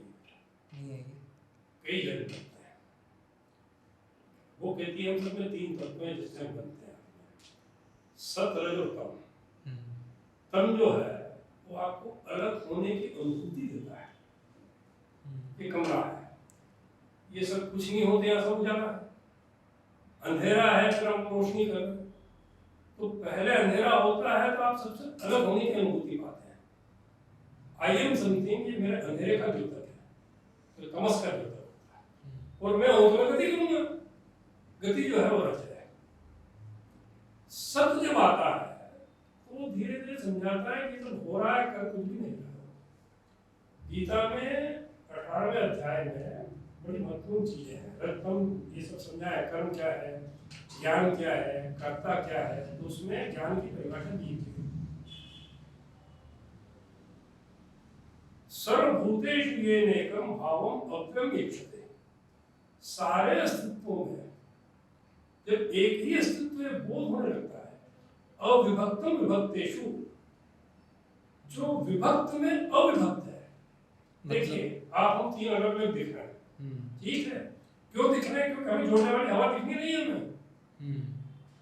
अगर हवा दिख रही होती तो सब एक जुड़े हुए दिखते कि नहीं? बिल्कुल। तो हवा तो अच्छी छोटी चीज है, तब भी दिख जाती है, वो तो बहुत सूक्ष्म है। तो अविभक्तम विभक्तेषु की स्थिति प्राप्त होने पर सत आता है और सत से भी आगे परिचय होता है। बियॉन्ड ऑल 3 हुनर्स, मतलब realising that everything is one. Everything is one, everything is he. More important I am nothing. झंझट की जड़ में है मैं, ये वर्ड, ये शब्द। एक आखिरी सवाल, काम वासना को अध्यात्म और स्पिरिचुअलिटी का एक तरीके से क्या दुश्मन माना जाता है, दिखाया जाता है, तो क्या ऐसा है? बेटा इस विषय में अध्यात्म के अपने 2 सबसे गहरे ग्रंथ माने जाते हैं। अष्टावक्र गीता और अंतिम ग्रंथ होता है योग वशिष्ठ। जैसे योग वशिष्ठ में तुमसे कम ही नहीं पढ़ोगे, अभी कम से कम 20-25 बार गीता पढ़ चुको। समझो हमें गीता 100 श्लोक रोज हम दिमाग में दोहराते हैं सुबह, तो 700 श्लोक 7 दिन में हो जाते हैं। ऐसा समझिए 40-50 साल से चल रहा है। तो हफ्ते में 1 बार गीता हुई, साल में 50 बार होगी, 10 साल में 500 बार, तो 50 साल में कितनी बार हुई?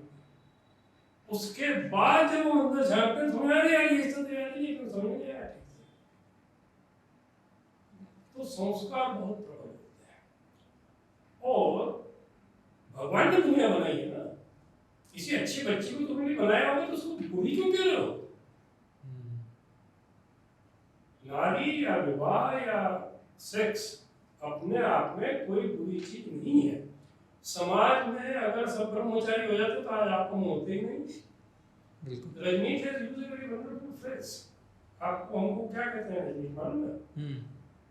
मालूम है कि नहीं? मजेदार फ्रेज है। क्या? हाँ बताइए ना। Accidental by products.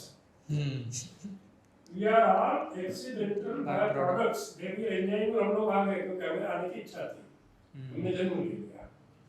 तो इसमें कुछ भी वो नहीं है। इसीलिए अपने यहाँ 4 स्थिति बताई थी। अपने यहाँ वर्ण और आश्रम देते हैं। वर्ण का मतलब है कि पिछले जन्म तक आप क्या कर चुके, कहाँ तक विकसित हो गए। समाज को इन वर्णों के अंदर माँ, पिता, गुरु और बच्चे, सब बच्चे की तरह जन्म लेते हैं। We are cursed to be born in ignorance.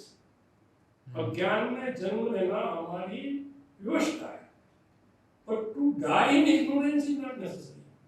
We are given a choice to realize that we are nothing. और we are here. तो वर्ण का अर्थ था जिसको जो कर्म सरलता से पिछले जन्मों से सीख के आया है। कोई 8वीं पास आया है आपके पास या बीए करके आया है पिछले जन्म में, आप उसको वापस पहले में वो बीए करे बाद आप उसको वापस पहले में भर्ती करो तो अच्छा उसके साथ न्याय होगा क्या? तो वर्ण का अर्थ ये था बच्चे सभी रहेंगे, उनके पालन पोषण के लिए माँ होती है। माँ ने समाज का वैश्य। मैंने अपने उसमें देखा है, मेरे परिचित जो वणिक होते थे, अरे कहीं बताओ डॉक्टर साहब जिंदगी बेकार हुई गई, इस साल में प्याव नहीं खुलवाई पाए हो, मतलब तड़प रहे होते थे कि इस साल मैंने प्याव नहीं खुलवाई, अभी तक मैं कैसे जी रहा हूँ। तो वैश्य अपने समाज का जो होता था ना, वो देने के लिए तड़पता था। ये वैश्य अपने खाने वाले नहीं होते थे। ये पाश्चात्य ने हमें मुझे सौभाग्य से बहुत पढ़ने का मौका मिला, तो हजारों किताबें पाश्चात्य की पढ़ी मैंने, तो समझ में आ रहा है वहाँ और यहाँ में क्या अंतर है। वहाँ भोग के सिवा कुछ है ही नहीं, उससे ऊपर कोई चीज बेचारा जिसे समझा गया जिसे को कौन समझना चाहता है। ना उसने ब्याह किया ना पैसा रखा, वो अलग चीज थी। तो वो कह रहे हैं कि जरूरी तो विवाह करो और करो, क्योंकि समाज से अपना है, अपना ऋण है समाज का अपने माथे पे, वो चुकाना चाहिए। स्कूल कॉलेज आपने मैंने नहीं बनाया, वो तभी होगा जब विवाह करोगे, एक आध संतान होने दो, उस संतान को सही शिक्षा दो, और शिक्षा अपने आप अविद्या और विद्या कहलाती है। दुनिया की जो शिक्षा है वो अविद्या है, वो ईश्वर का ज्ञान विद्या है। गीता उपनिषद ईश्वरीय ज्ञान है, उनको वो दो बच्चों को। मेरे एक परिवार का बच्चा भी न्यूयॉर्क में 3-4 साल से, उसकी बच्ची हुई है। बच्चे बहुत तेज दिमाग के हो रहे हैं आजकल। तो अपने साउथ में क्या है, सदगुरु है ना, उनका कोई स्कूल है, वो वैदिक भी पढ़ा रहे हैं और मॉडर्न भी पढ़ा रहे हैं। तो हम कब करेंगे ये? इस देश का दुर्भाग्य रहा कि यहाँ ऐसे लोग शिक्षक बने जिन्हें इस देश की संस्कृति का परिचय ही नहीं था। जब देश आजाद हुआ, केरल में 200 संस्कृत पाठशालाएं थी, सब खत्म कर दी, क्योंकि जो पहला व्यक्ति देश का प्रधानमंत्री बना वो सोवियत रूस लेकर आया था, और वहां से उसके दिमाग में केवल कम्युनिज्म भर दिया गया था। और कम्युनिज्म का पहला सिद्धांत है कि सबके हाइट बराबर नहीं हो, सबके टांग काट के बराबर कर दो। सबको बराबर करना ना, तो बराबर करने की जरूरत है। जबकि समाज में आगे पीछे रहेंगे, परिवार में बच्चा होता है, माँ होती है, पिता होता है, गुरु होता है, सबके अपने अपने कर्तव्य। उसको बुरा क्या है? क्या माँ की महत्ता कम है? हमने क्षत्रियों को नाश कर दिया, अधिक अहिंसा का पाठ अपने को पढ़ा गया, वो किसी को नहीं पढ़ाया गया। तो अपनी सेना बेकार कर दी, तो हमारी संस्कृति का नाश हुआ। और ब्राह्मण से तो कोई वही नहीं था। ब्राह्मण की पहली चीज थी कि मैं तो ये राज करेगा ना पैसा रखेगा, फिर उससे किसी को झगड़ा ही क्या है। तो कोई इन्हें समझ नहीं पाया कि कितनी गहरी व्यवस्था थी। आज किसी ऑर्गेनाइजेशन में सबको एमडी बना दोगे क्या, या सबको मजदूर बना रखोगे क्या? अंतर तो होंगे, उनके बीच में ये अंतर बड़े छोटे को नहीं दिखना चाहिए। You have got in you, बराबर जो करना हो बाहर से करो, तो वो करते रहो। 25 साल पढ़ो, 25-30 साल काम करो, ये साथ में नहीं जुड़ता। तो हम वर्ण कहते हैं बालक, पालक, शासक और शिक्षक। और हम 4 स्थिति में बालक, पालक, पिता बनोगे, फिर साधक और सिद्ध, फिर 4 आश्रम हो गए। तो वर्ण और आश्रम को इस तरह से लो, हर एक को उन्नत होने। सारे ज्ञान को अपने यहाँ क्या करना है, इसकी 5 लाइन दी गई है। एक उपनिषद का प्रार्थना है, सहना भवतु, हम सब एक दूसरे की रक्षा करें। सहनो भुनक्तु, उसमें 2 की बात है, और हम उसे सब का नाम कर सकते हैं। एक दूसरे को खिलाए पिलाए। सह वीर्यम करवावहै, हमने जो श्रेष्ठतम कार्य करने की क्षमता है उसकी पूर्ति करें। तेजस्विनो ओधितमस्तु, मेरा जो ज्ञान है वो प्रकाशमय हो। और आखिरी लाइन है, माँ विद्वेषा वहै, किसी से द्वेष न करें। ये कहीं पढ़ने पढ़ने नहीं आता विश्व के साथ। तो अद्भुत देश है बेटा, आप दोनों भाग्यशाली हैं कि अपने पूर्वजों ने अपने लिए छाती छोड़ दी, उसमें डूबो और आनंद लो। आपका कोई मैसेज हमारे लिए या यूथ के लिए अगर कोई होगा अध्यात्म से जुड़ा या किसी भी चीज़ से जुड़ा जो आपको लगे तो क्या होगा? पतंजलि ने जो सूत्र दिया है तपस्वाध्याय परिहार, उसको समझें। जो काम करना है उसको श्रेष्ठतम रूप में करें। समाज का ऋण है अपने ऊपर। अच्छे बच्चे हो, समाज आपको कुछ सर्विस देता है, पहले ज्ञान दिया, उसका उपयोग करो, और उसके साथ इस देश का जो ज्ञान था उसको भी जानने की बहुत कठिन नहीं है। गीता उपनिषदों में बहुत सरल शब्दों में बहुत कुछ कहा गया है। तो वो तप और स्वाध्याय होगा, और वो थोड़ी देर एक नियम बांधो, कम से कम आधा घंटा स्वाध्याय करो अपने देश का, और आधा घंटा जप करो। जप का मतलब होता है, कोई भी मंत्र होता है, जैसे कई लोग ओम नमः शिवाय करते हैं, उसमें आप 3 शब्द देते हैं। ओम मतलब परम सत्ता, नमः मैं झुक रहा हूँ, हम सब अपने में घुट्टे बन गए। नमः शिवाय में शिवत्व जो श्रेष्ठ है। तो ऐसा कोई भी जप करो, वो आपको खुद ही रास्ता दिखा देगा, और धीरे धीरे हम सही रास्ते पे जा रहे हैं। उसका एक ही तरीका है, आनंद आनंद आनंद, गहरे आनंद की अनुभूति आती जाना चाहिए।